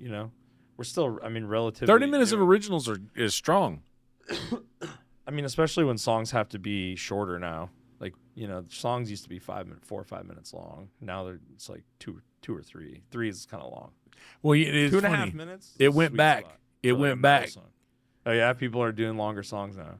No. Like if they're doing shorter songs, I don't listen to any new music, so I don't really know. But like if they're doing shorter songs now, like all of the old songs in like the 50s and 60s used to be short. Radio hits. Yeah. 2 minutes, 20 seconds, 2 minutes, 30 seconds. I feel like that's what a lot of people are trying to do now. It's like shorter shit. Mm-hmm. The attention span. Well, that's the thing. That's why you got YouTube Shorts. Yeah. That's why you got Instagram Reels, like TikTok. Those little. It's all modeled after TikTok. Yeah. Yeah. Dude, I had some pretty good luck with some YouTube Shorts. Yeah. Well, you're a really funny, talented guy. Thank you. So it makes a lot of sense to me. Thank you. Yeah. Yeah. I mean that. Thank you. But yeah, I just love starting a new thing that it's a performative thing. It's so fun. You can get on stage so easily. Like comparing the two things I just said, right? Yeah. To stand up to all that shit I just listed off. Yeah. Like, and not to mention the waiting period where like shows for metal need to be booked out at least, a month, hopefully 2 months in advance to get locals together and the local bands, go out and pull all their, family in because you're still like maybe you have a couple of followers on the internet, but like you haven't toured in these places, right? Yeah. So your draw, you're kind of going out there to build a draw lay that first sheet of concrete down, Yeah. And then it's like to build a foundation so you can kill it for like 15 people, and then maybe they'll tell some people, and then you go back in a year, and then hopefully the show's better. Most of the time, it's not always, but things can be heavily dependent on like getting the local bands together. So you got to get all them together and help the show. You know what I mean? And then you got to wait 2 months, and then you got to get to the day of the show, and then you got to go through all the daily bullshit of getting your shit set up, and then you can get on stage. Whereas like with stand-up, you just sign up at the open mic and, grab a glass of water and just wait for maybe an hour, and then you can go up and just talk shit for like 5 minutes, and then you try to go to another one. Maybe you can get up twice. You know what I mean? And then you could do that every night of the week if you want to. And I don't have to bring the speakers. And I don't have to bring, 5 other dudes and don't get me wrong, I still love touring. It's fun for me to look at the differences of it. Like I can't wait to meet up with my band and go back on tour. I'm itching to play with them again. I think we're going to do trying to get some stuff booked in November. But again, I miss my band too, man. That was Let's fun. talk about missing the boys, dude. I miss the boys. I miss the fucking boys, dude. We did, man, my band Cornbread. I'm sorry. That's just a fucking awesome That's what we name. were, man. That's a hilarious, awesome name. What's your band's name? Cornbread. Cornbread. Yeah. That's if fucking you Google perfect. if you Google Cornbread band. Not laughing at the name. It's fucking awesome. You know what I mean? It's just we had a really big follow. We had like a really big like Facebook following. And I feel like that could still pop hard. Like you guys could get Cornbread back together right now, bro. We did a gig in January last year at Dead Dog Saloon, and they said it was like it was a Friday night in the summer money on like a random Monday, I think, in January. Cornbread, dude. Dude, we had a huge following there. there. You didn't make it home because of the weather or something happened. Weren't you supposed to play a show? Yeah, I was supposed to. Well, no, I was supposed to play a gig, but then my flight, that was the Christmas Southwest, all those flights that got canceled. Oh, yeah. My flight was one of them. But yeah, I was I have so many hours of footage of us playing because I've always streamed everything. Nice. On Twitch or Discord? Yeah, on Twitch mostly. Well, I did Periscope, but then Periscope kind of went. Twitch made it quicker to get money. Like you can get paid quicker from Twitch than you can any other streaming platform. So I started putting all my eggs in that basket as far as streaming went. Yeah. So I did that for a minute too. I would just like stream it on Twitch and then get home and download it. Because it's only there for like 14 days. So I would just download those. I've got so many on a hard drive. Cornbread gigs, Cornbread duo gigs, That's Cornbread cool. Featuring Ed Dennis, who is a monster guitar player. That he's actually in. He's any gig that we have, we're bringing Ed. Yeah, like he's an older guy, one of the greatest guitar players I've ever played with. Like I learned so much just listening to him play. Because at this point, I don't need to, just I know the mechanics. Just hearing him play next to me while I'm doing rhythm stuff, I learned so much. That always seems so fun to me. But man, and it was just me and him on a lot of those duo gigs, or me, him, and Smitty, the drummer. But it was hand drum. It was our Cornbread was me and Adam Justice and Jared Smitty Smith. We played Smitty played a djembe, and me and Adam played acoustic guitars. So we were just back and forth we both play lead. So we were just back and forth on leads the whole time, switching from rhythm to lead. But what was cool about us, and I don't know, we would talk. The entire gig, we would kind of be having a conversation. The band could, the crowd would see us either whether we were arguing or whether we were laughing or whatever it was. They were part of it, and I think that was what made us appealing to that area. You guys had this visible relationship happen. Yes. Yeah. It was real. It was a real relationship. Sometimes we were at each other's throats. Were you guys just jamming, or were you playing original songs? We were jamming. Okay. We did some originals. We had a few originals. The song that I was describing earlier that I wrote, America, that's a Cornbread song. That's a Cornbread single. It was America. We released it 6 years ago maybe. I wish we could hear it. I wish we could play it. Yeah, it's on YouTube. And Spotify. Aren't we not allowed? Are you not allowed to play stuff? You get. I don't care about being monetized or anything. Is the video going to get taken down if I play a song? No, it'll just share the monetization. Can you play a song? Yeah. Because we have this thing we can connect the Bluetooth to, so you can like play shit. Let's listen to it. But yeah. So you guys were just jamming, and that vibe was visible on to the crowd, and people love that shit. But we were predominantly a cover band. Yeah. Like we would still do a few originals, every now and again. I think that's one of the things about our band too. Similarly, is that like we've been playing music for over a decade, us together. Yeah, us same boys. Right. And it's two of us are brothers. The other one has been best friends with the brothers since he was fucking, in grade school. Yeah. I've known him all that long. And so it's like there must be a visible thing. A relationship, man, is important. And this is the first time I've lived away from him. How's it feel? I mean, it's not like I think about it and get sad all the time, like all the time, but it's like, it's definitely, I'll say this, that when I went home for this like last tour, it was like the longest stretch I think I'd been away since I've moved. I've only lived here like a year. Yeah. And so I was away for a few months, and then we got together the day before we left for tour and like jammed a time or two, the set we're gonna play, just to get ready, and make sure everything worked. And like that felt fucking so good. Like that's, you know what I mean? That I don't know. I don't know necessarily how it feels. Like I'm not like I'm bummed because I miss them, but I love living here. So it's like I'm not like sad all the time that I'm living in a different place than they are. But I know for a fact that when I got home and fucking played music with those boys again, it fucking felt phenomenal. It just felt the energy was fucking hot.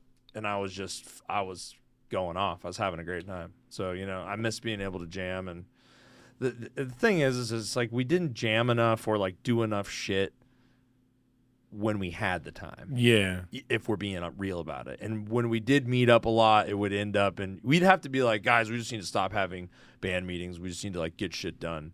Yeah. Because every time we have a band meeting, we fucking loved hanging out and getting drunk and having fun and partying and we'd start with some business, some band stuff, maybe a band practice, and then we'd fuck off and. And you guys had to take like real time off, right? Because they took the pandemic seriously in Oregon, right?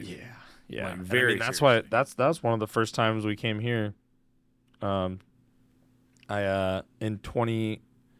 March of 21 we came here and we saw that was like right after the mandate was lifted. Yeah. And like. Bars were full, packed. Rainy Street was cracking with like DJs and shows and stuff. And I was literally just like, well, let's just, they're never going to do this at home. There was no end in sight. And so we just packed up and flew down here and booked a show at Come and Take It on a chance. And like people showed up and it was fun. And that was like the first that we came right back down in May. So on May 5th. So like less than 2 months, after we came and visited, and we kind of saw firsthand, like, it's fucking alive down here. We need to come back and I don't want to wait anymore to play. I'm not going to wait for Portland to fucking, come back on track. And it's like, I'll never forgive them for that, to be honest. Yeah. I'll never forgive the concert goers, anyone involved in the shutting everything down. And then as shit was ramping up, it was 100% on the fucking, woke side of everything. Yeah. Vax cards, keep your mask on, to the point where like the big bouncer guys throwing people out. And it's like, and it's just, there's not a lot of venues in Portland. So there's not a lot of competition. That's odd to think. It's so small, dude. It's such a small town. It's such a small town playing pretend big town. I'm not here, I'm just stating facts. I'm not here to hate on it, but it's just I obviously have some of my favorite people in the world live there, my best friends and family, and Oregon is a beautiful place. But as far just to keep it on track with things, it's like the way that the music thing was handled in places like Oregon and other places, I'll never forgive anyone for that. Fuck you. You know what I mean? Yeah. It's just not that I won't play there, you know, and it's not great. I'm glad that they're back on track and everything's great there, but I'm always gonna think about that. You know, there's a lot of places. I went on tour and there's a lot of fucking places that like it was the weirdest thing touring. We toured right away. We were like, we played those shows in May, and then in October we did our first full U.S. tour. So we went from Oregon to New York and back, like, almost a month. It's like a month and a half, longest trip ever. And it was so crazy to like go to sleep in Texas where I just had masks off. Fucking no one gives a shit. Everything's fine. We're not sick. You know what I mean? Yeah. And then you wake up. You're in a different city. Like I think we went to like we went from one place I can't remember to which was like Texas or Florida, and then we were in like Richmond, Virginia the next day, or St. Louis, and they were like screaming at me first thing when I woke up. Where's your vax card? Where's your vax card? You know what I mean? And I was just like, oh, Jesus Christ! Like it's like why are people handling it so differently? And if it's fine in these places, can we just look at that and go? Right on. You know, like the second that places started saying fuck it, and I remember Portland was still locked up tight with no fucking end in sight when like the Lollapalooza thing happened. Yeah. When Fred Durst got back on stage and it was a sea of like 50,000 people out there or something. And, you know, whatever. And then one article said, oh, there's outbreak from that. And the other article said miracle, no outbreak. So it's like you don't know what, nobody knows what to believe or any of that. You know what I mean? And it's like, can we just do concerts again, and so we can have the one thing that makes us happy? A united and people. I'm sorry that that'll probably make some people mad, but that's fine. A united people is not good for a divided government. True that. Where'd you hear that one? That's just off the dome. Well, no, that's how it is. They don't. That's their opinion. Or not opinion, that's their prerogative. Yeah. They want to keep everyone in conflict, everyone fighting with each other, everyone pointing their fingers at someone else so that they don't point their finger at them. Distract, divide, destroy. Yeah. But yeah, just the fact that there was like if somebody wanted to step up and do a show, you were just like, you were to be crucified in certain areas. Places like, and I know, but well, fuck them now. And the other thing too is that there's no recourse for like, now that everything's fine and everybody's kind of on the same page. It's like COVID's like becoming like a 9/11 thing, like where like everybody's kind of like, well, it was pretty fucking weird and fucked up, but like, I don't know, it's not, don't be a conspiracy theorist. It's like, what are you supposed to? I don't know how to think about it. You know what I mean? But it's like It seems like there's a lot of silent agreeing going on, and like nobody has to fucking if you wanted to do a show during a certain period of months, you would have been looked at as a criminal or asshole, or you would have been canceled or whatever in certain parts of the country. And then on the other hand, now that everything's fine and that whole thing kind of looked weird, and we can all kind of agree on that, like say, oh, that was weird. Like, there's the people that were like trying to be on the right side and like, they don't, there's no like, you were wrong. Let's never do that again. You're sorry. You know what I mean? There's none of that. And there won't be. There's too much, because there's too much pride. I'm not even saying there should be. I'm just saying that's interesting to me. Yeah. It's weird. The whole thing's weird. I'm glad that we're back to fucking doing live performing, live music, live comedy. No shit. But see, it really wasn't even in South Carolina. We shut down for 2 weeks. You stuck to the agreement. That was the agreement. Everyone was in agreement with that. We shut down for 2 weeks because President Trump said. That makes sense. I'm not kidding. It was an executive order where he, we're just gonna shut down a mandatory. Right, I remember that. 2 weeks for to stop 2 weeks. The spread, right? And that's what we did. I took like 5 weeks off. But I've been gigging like 300 gigs a year, up until that point, 280 to 300 a year. The metal kids are so soft too. They're literally like. Anything they can militarize and get behind, like, and tribalize, they will eat it the fuck up. Yeah. And you're wrong, you're bad. And they always take the cringy woke side of it every time. Yeah, and I mean, I'm not against all of the culture, all of the woke culture. Like, I believe in, like, equality. Well, yeah. And I believe that most people should most be able decent to be people whatever do. they want to be. Absolutely. What I don't like is when they try to force that onto someone else who isn't interested in. Who isn't interested in participating in whatever the thing that they want. People just need to leave everybody. Everybody needs to leave everybody alone. Keep your hands to yourself and keep your thoughts, and be respectful. You know what I mean? It's like, it's not that it doesn't have to be that complicated. Yeah. But then every issue seems to be super complicated. But I realized early on, I thought that it was serious. And not only that, I think that I don't know if I believed in it as much as I just wanted some time off. I was tired. I had been going hard for a long time, and I didn't realize it, but I had never taken that much time off since I started playing music. And, like, we did a couple things here and there. Like, there was a Dead Dog, the place that I play at when I go back home, Dead Dog Saloon.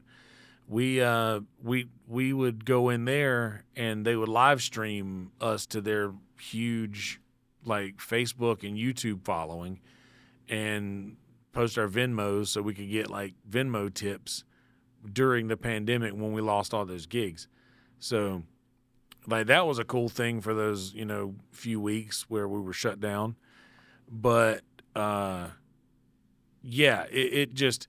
Once I realized, like, I'm just taking some time off and being grateful for that. There's people that believe this stuff is like this is like, don't go outside or you're gonna die kind of thing. Yeah, this is warping a generation's understanding of a lot of things. The older people and the younger people were the two I think that got the most affected by it. Because my grandparents are still a little bit, like, I think they're traumatized from the whole thing. Like, just being scared of, because they're like, if you're old, you're going to fucking die if you get this. Yeah, or you're going to die anyway if you're old. Yeah. But I don't know. That's what fucked me up was that it was released that a lot of deaths that happened unrelated to COVID, like if someone literally died of cancer, and they just so happened to have maybe contracted and they showed COVID antibodies or whatever. It's so in exhausting. There. If that were, then they would list COVID as the sign of death. So it's like, which has been known for anyone with a brain that read anything on the internet should have known that pretty much right away.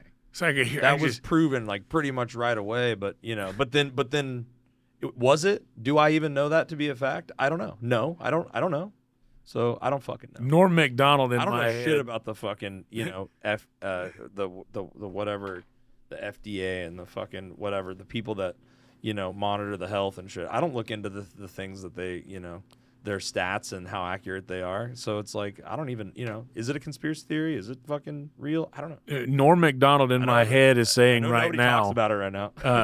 Yeah, boy, COVID deaths way up. Well, boy, cancer deaths way down.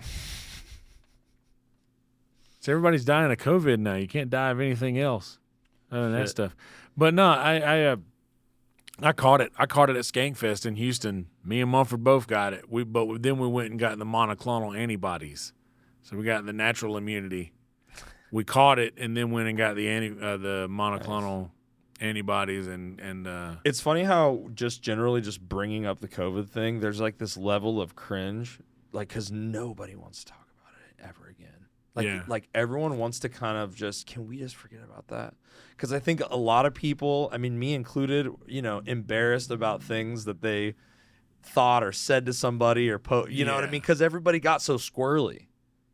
You know what I mean? Yeah. Like, no matter what side of things you were on the shot or the staying side or the mat, like most people got squirrely with somebody, or like we're like, oh, that person's, or believes one thing or the other, and it's like, I think everyone's a little embarrassed about the whole thing, Yeah, like, maybe, and like everybody just would rather not, You bring up COVID in a room at, a group gathering. Come on, everybody gotta bring up COVID.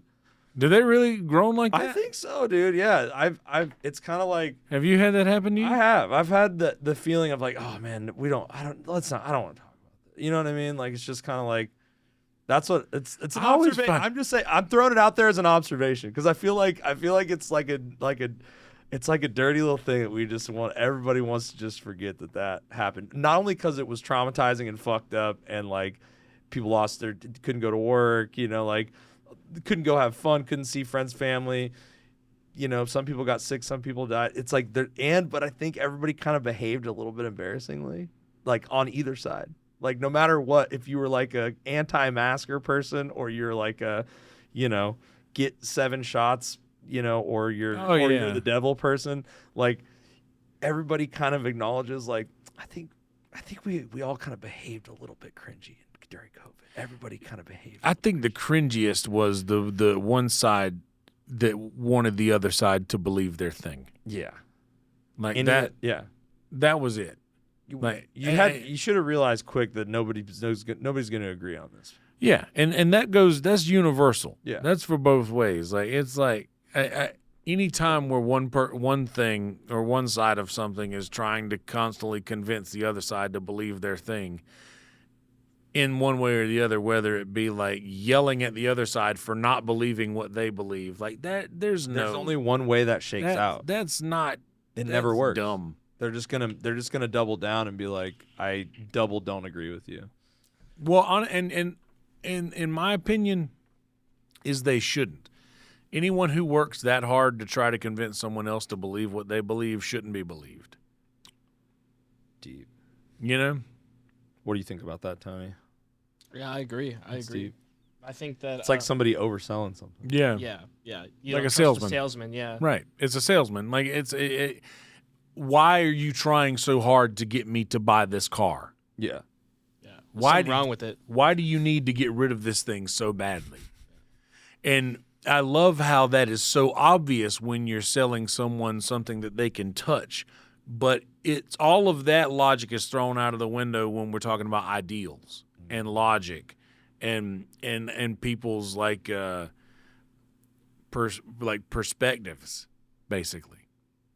Like that is super interesting. We throw all of that. Like if somebody tries to sell me something and like you look at somebody that sells me a car and I go to crank it up and all of a sudden you got the motors. Yeah. The what, motors. Do you think I'm an idiot? And you like, what do you mean? Yeah. But if someone comes to you with an argument or the Bible, their logic or the Bible, exactly. Bible's a very good example because a lot of the people who try to stand up for it have never even read it. Like, and they stand by it, and they don't know what they're standing by. They've never read it, and but the Bible is a very good example. But if you're trying to sell me this thing, and I can point out visible flaws and visible contradictions in these things, like why does the same logic for buying a car not apply to when you're trying to press ideals on? Yeah, and then to take it a step further or to agree with you, again, even more so, the Bible's a weird one because it has a physical thing. And maybe that's why, or, a lot of religions have they have a thing that you can look at and read. You're maybe not trying to sell, but it's like using an object to sell the ideas. It's even thing. You know what I mean? I do. Maybe there's something there. I don't know. Well, I don't know if we talked about this last time. I come from a very religious background.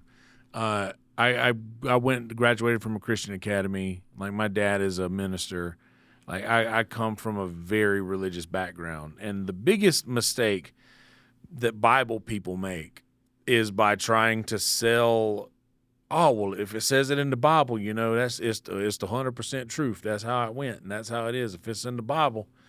That's it, because the Bible's the Bible's the law. Bible is like that's it. This is just the cut and clean. This is how it is, and that's it. But I've read the Bible. I have the Bible that I've read. I've read the whole thing from front to back. I literally have it's in pieces. I read it on the beach one summer when I was working for the city of North Myrtle Beach, setting up chairs and umbrellas. And I was sitting out there for hours a day under an umbrella, so I was like, fuck it, I'm going to read the whole Bible. And I read the whole thing. And Jesus is supposed to be the key to the Bible. Jesus spoke in parables. So he talked like in analogies, in these really like, when he was trying to get you to understand something important, he wouldn't tell you the thing you wanted you to understand. He would tell you a story. And you wouldn't even know what it meant. But then you would walk away and you would see that he was actually in the story telling you what you needed to hear. So if Jesus is the key to the Bible, why is the Bible supposed to be taken so literally when Jesus himself wouldn't even literally say what he was trying to get across? He would always preach in a way that would make you think about it would make you think about your situation or the problem you're trying to face in a different light. So that's the trick. If you read the whole Bible from front to back, you'll get that. Interesting. It's not like Jonah is literally in a whale. Jonah is us, and the whale is sin. Right. It's metaphorical. Greed and the negative parts of the world. Sometimes we're engulfed in that. And when we come out, we're not in it anymore. But there's a time when it's got us, and we don't think we can ever get out. But Jonah got out of the whale, therefore we can get out of whatever negative situation we're in. Everything in the Bible is a parable.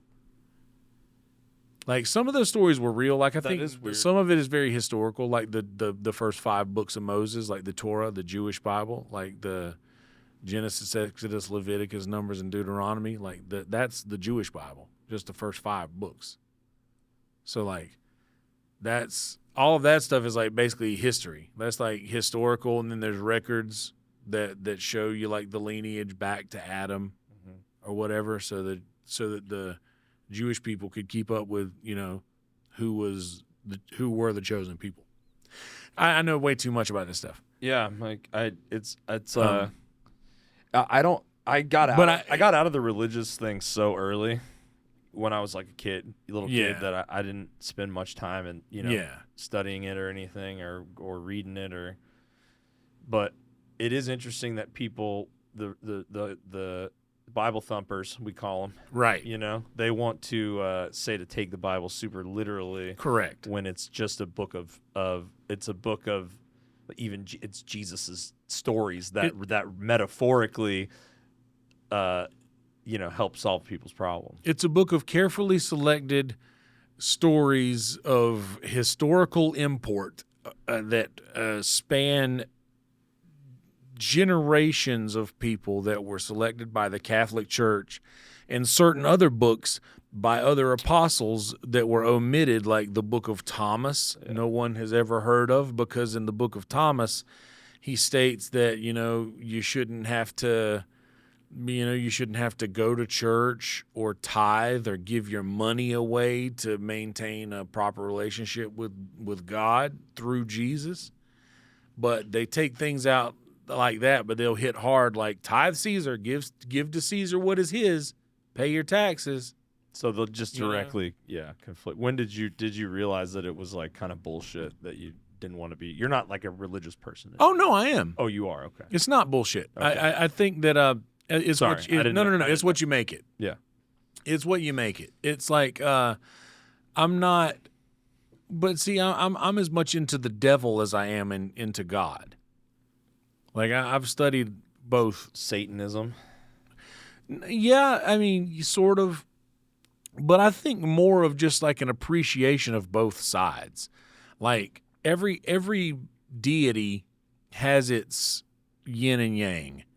You know, like you have your good and your bad. Like, every deity has this. And, like, Christianity, it was just the loudest one for the longest time, I think, in recent history. And it's just, I'm very, like, for my dad's church back home, Shiloh United Methodist Church in Bennettsville, South Carolina, those people are there for God, you know? They're disciples. No, they're there for God. And you know, they might not get it right.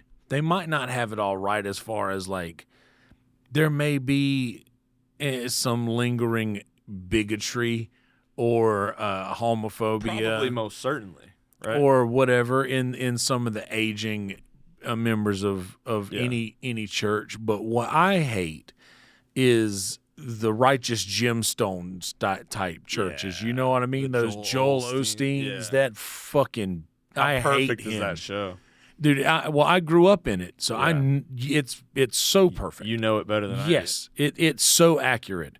If anybody wonders, that's what it's like. I played lead guitar in a praise band in one of those churches.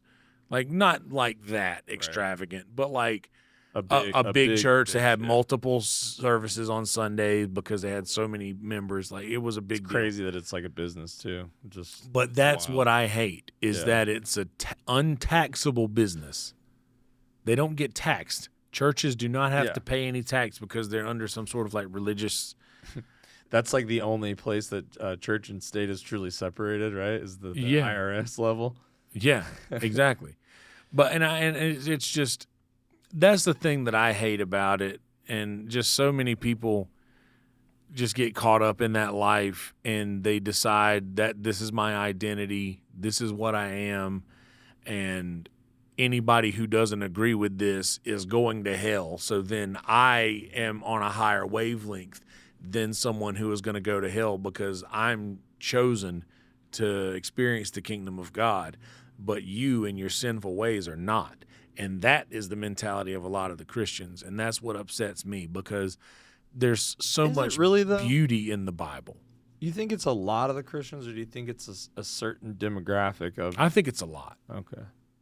I'm asking genuinely because I know a lot of people that are pretty devout Christians, and they're they're just kind of like the be a good person religious type, right? You know what I mean? And like, it's. But if you think about like how many people go to those giant churches like that, yeah, that's kind of wild. That could get a little culty. That's what I mean. Yeah. There's a lot of those people. Yeah. There's a lot more of those people than our friends who go to the smaller churches that we know from back home. Like, some of my who are these people in the mega churches? Who are the people going to these mega churches? That's what people. Those are the ones that want to go and. By the way, I have a friend who leads worship in one of those like a larger church, which I love him. He's a good person, and he really is. And I'm not saying that everybody.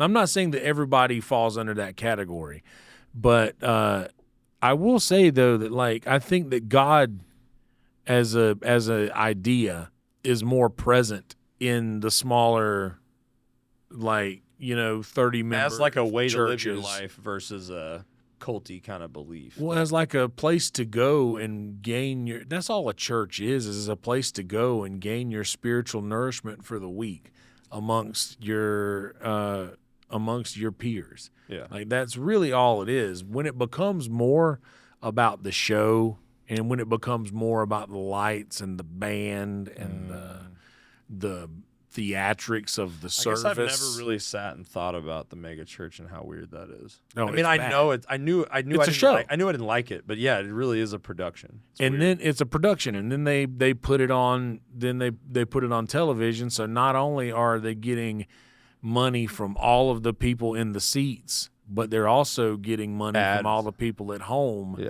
that are sending them money. If you find it in your heart, right? Not if to the mention, Lord has blessed you. Not to mention the ads that the network sells for the, of course, whatever. But there's and none of that money is taxed. That's all just cash, hand over fist. Ballin'. Imagine how much money you could make if you could sell people eternal damnation if they didn't pay you. Dude. Think about that. Holy shit. That's how much money the church makes. Some of these people's every last dollar, I imagine, right? Well, how many people are spending their last couple bucks to God? What's one of the most famous Bible stories of all time? I don't know. The woman who came and gave 2 shekels. She gave 2 shekels. And then the other woman who came and gave 5 shekels and said, This woman gave only 2 shekels. I gave 5. Look at how much more I love God than this woman. And then Jesus says, no, but this woman gives 2 shekels because it is all that she has. She gave all that she had. You have more. You gave what was comfortable for you, but she gave all she had. That's a story that's pushed hard in Christianity. Give me that. Give me the last 2 shekels. Give me the last, and that's honestly in the type of churches that that exist in my hometown. There's a lot of people who don't have a lot of money. You know, like it's a lot of and the people who do have a lot of money will go to some of the larger churches that look, they look nicer. But a lot of the old religion preyed on poor people. I was thinking, especially country people, poor country people. Yeah. I was thinking about this the other day too, like because I saw a small church and then I saw a big church, and I was thinking about like the money that people donate to churches, and like it's weird that the big mega churches receive you could argue more donation money because there's more people, more bodies. Oh yeah, right. And they don't even it's like the church that needs the money doesn't get the money they need, right? I think a lot of like atheist people, and this is something I was thinking about time to bring up, but like I'm not any more religious than I've ever been right now in my life, but I'm far less anti-religious than I've ever been, just because it's like, just let people have their thing. You know what I mean? Like just the way that people want to be called a certain thing or whatever, just let people have their fucking thing. You know what I mean? Yeah.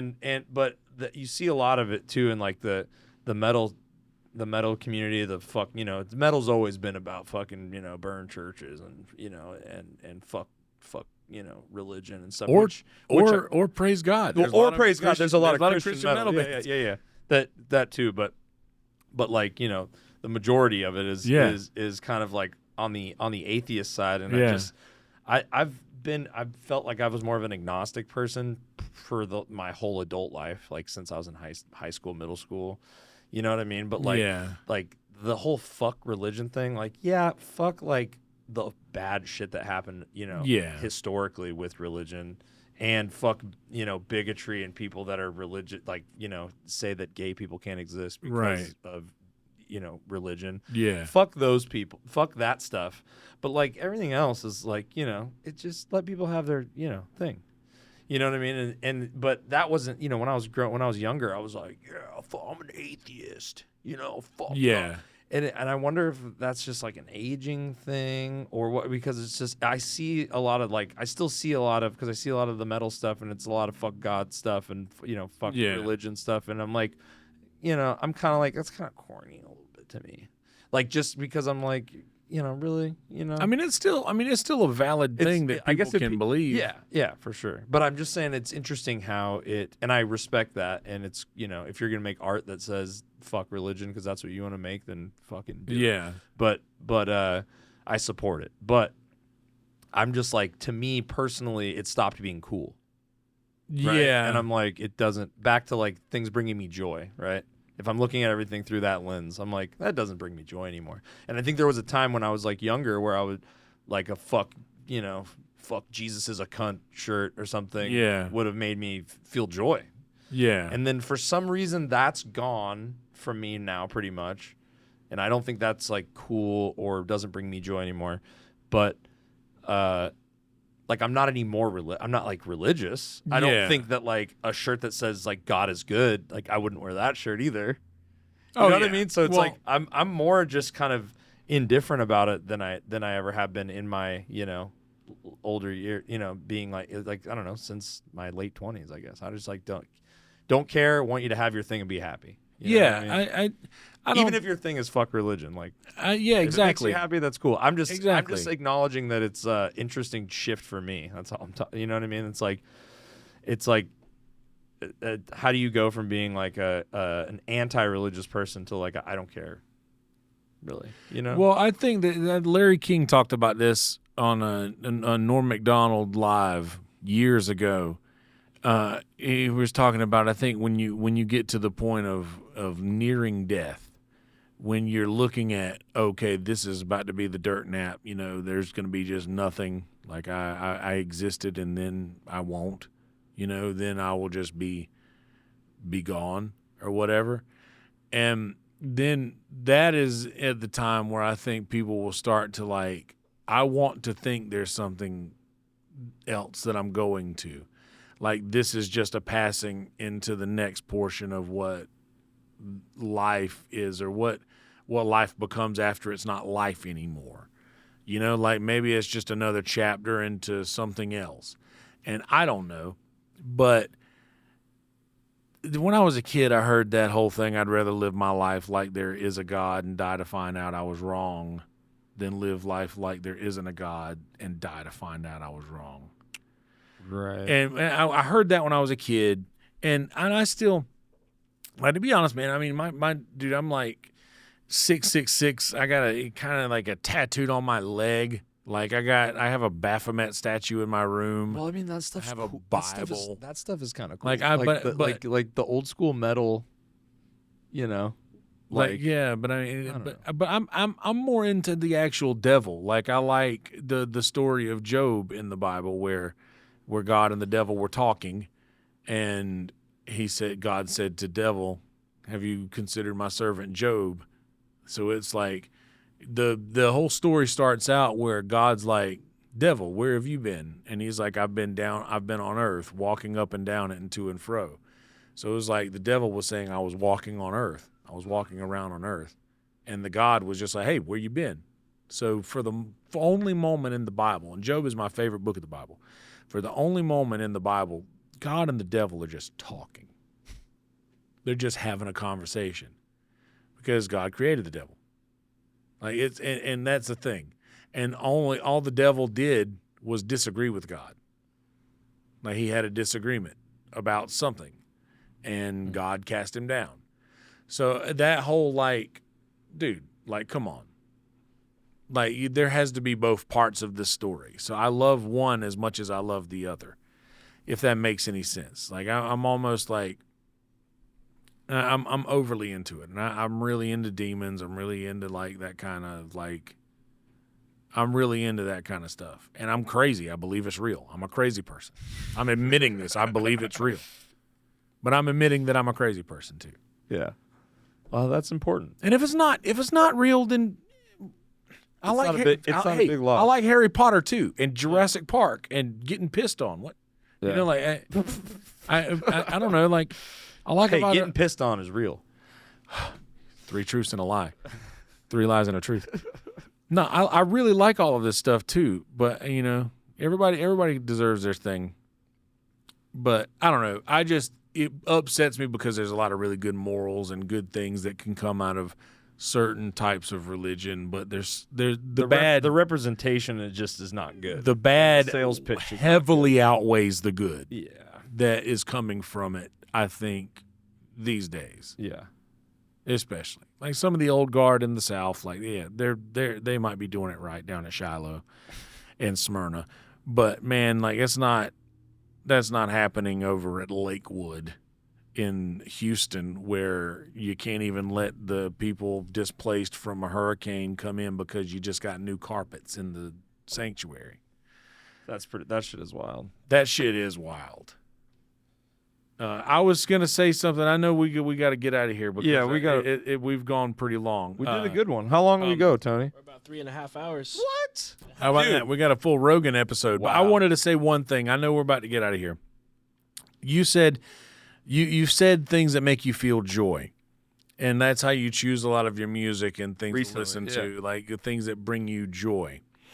Do you find it difficult to listen or experience things that make you feel other emotions? No, and no. And so I guess to rephrase, there's a second part of that question too. Go ahead. But and if in the case, I find sometimes that joy can be different things. Sometimes joy can also be fear or anger or sadness. I think joy can because and hear me out. Sometimes it's nice to feel those things. Do you get that at all? Do you ever feel that? Yes. I think that like almost God moves in mysterious ways or whatever. Like that is an embodiment of joy. Sometimes sometimes you need to feel like other things. Yes. And that's important.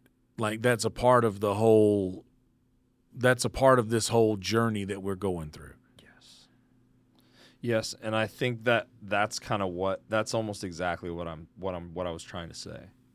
I think I was kind of hearing that, and that's why I wanted to just specify. Yes, I appreciate you specifying. It's not joy necessarily in the sense of happiness. It's just feeling anything. Feeling. Yeah, just emotions. Feeling things from music, which I feel like when I get too caught up in like, one type of music or specifically just the peers in our genre, or like just our genre of music, the niche that it is, that I pay attention to what people are doing, and it's like I almost feel like something's wrong with me because I can objectively say this is good and it checks these boxes and they're killing it. Yeah, and there's bands that are doing great, huge tours and killing it, and you're like, man, like they're doing awesome. That's cool. And then you're like, and then I listen to the music and I just can't get into it. I just, you know what I mean? And I'm like, am I whatever? Am I old and stupid? Am I, you know what I mean? Do I not love the genre anymore? That can't be true because I love the stuff that I love in the genre. But I think it might have something to do, and that this is not to put anyone's music down or say that they don't put emotion into their music. It's just about how it makes me feel. Yeah, when I listen to it. And so what I've been finding recently is that when I go back to these things, it fills me with emotion, is what I should have said, rather than joy. And I think I'm getting joy as a byproduct of getting this fucking rush of emotion of songs that I like forgot that I knew every lyric to, that I used to, maybe I used to listen to it when I was sad or you know what I mean? Like it could be anything. You're totally right. And that's it. That's a much better explanation of kind of the way that I'm feeling and like what I'm using music as right now. That's because good. when I use music as like when I just throw some country music on for the drive home, I almost have to actively be like, no, you are not going to listen to Dua Lipa again. You put Incubus on, you put Audio Slave on, put on something that you love that gives you. Because I like this other music a lot. Yeah. It's like, I fucking, I could sit there and listen to Dua Lipa's greatest hits. Brainless stuff is fun. Yeah, I like that, but it's a distraction from, like, what music really means to me. And I think that could be an issue long term if I, there's basically periods of time where I'm not maybe having, like, a ton of emotion from music. I'm just listening to it because it sounds good. Yeah. And so right now I'm on a completely different wavelength, and that's why I texted my friend, who's like one of our best friends close to the band. He just moved to Arizona. He's like in one of the sickest metal bands ever. They're not as active recently, but he's also like a rapper and a singer and tours and does all this stuff, and he's like a genius in the lab kind of guy. You know what I mean? Like he can help me figure out how to approach this, and I know I want to like be true to myself, but also step outside of a box and like sing on some metal stuff for the first time. Yeah. And so I'm going to get one of my best friends to come here. I texted him, like told him everything I just told you. And he was like, dude, I'm so fucking down. Like I'll be there next week. You know what I mean? Like let's get it while it's hot kind of thing. You know what I mean? Like, and so I'm going to fucking run with this shit and record some fun shit. Creativity is like a feather. You have to grab it or it's gone forever. Well, thank you for coming back, Yonder. Hell yeah, I think we did a number on this one since we screwed the last one's video up. Yeah. And so this one we had to do big. We smoked the first joint on the podcast. Hell yeah. And we did the first 3-hour one, I think. Rolled the first joint on the podcast, I'm sure. And I think you're the first return person. You're the first person to come back for a second time. Hell yeah. So many knocked it out of the park on this one, dude. So many records. Nice. You're the man. I love you. Don't tell anybody. Love you back. All right. Good shit. Have a good set. Shit there, Tony. Have a good set tonight. Good job there, Tony. Thank you, sir. Boy, give it up for Tony, guys. Boy, behind the scenes, but goddamn. We got Tony to do an open mic at the Lucky Duck a couple weeks ago. Hell yeah. Good to do it, Tony. All right, later, man.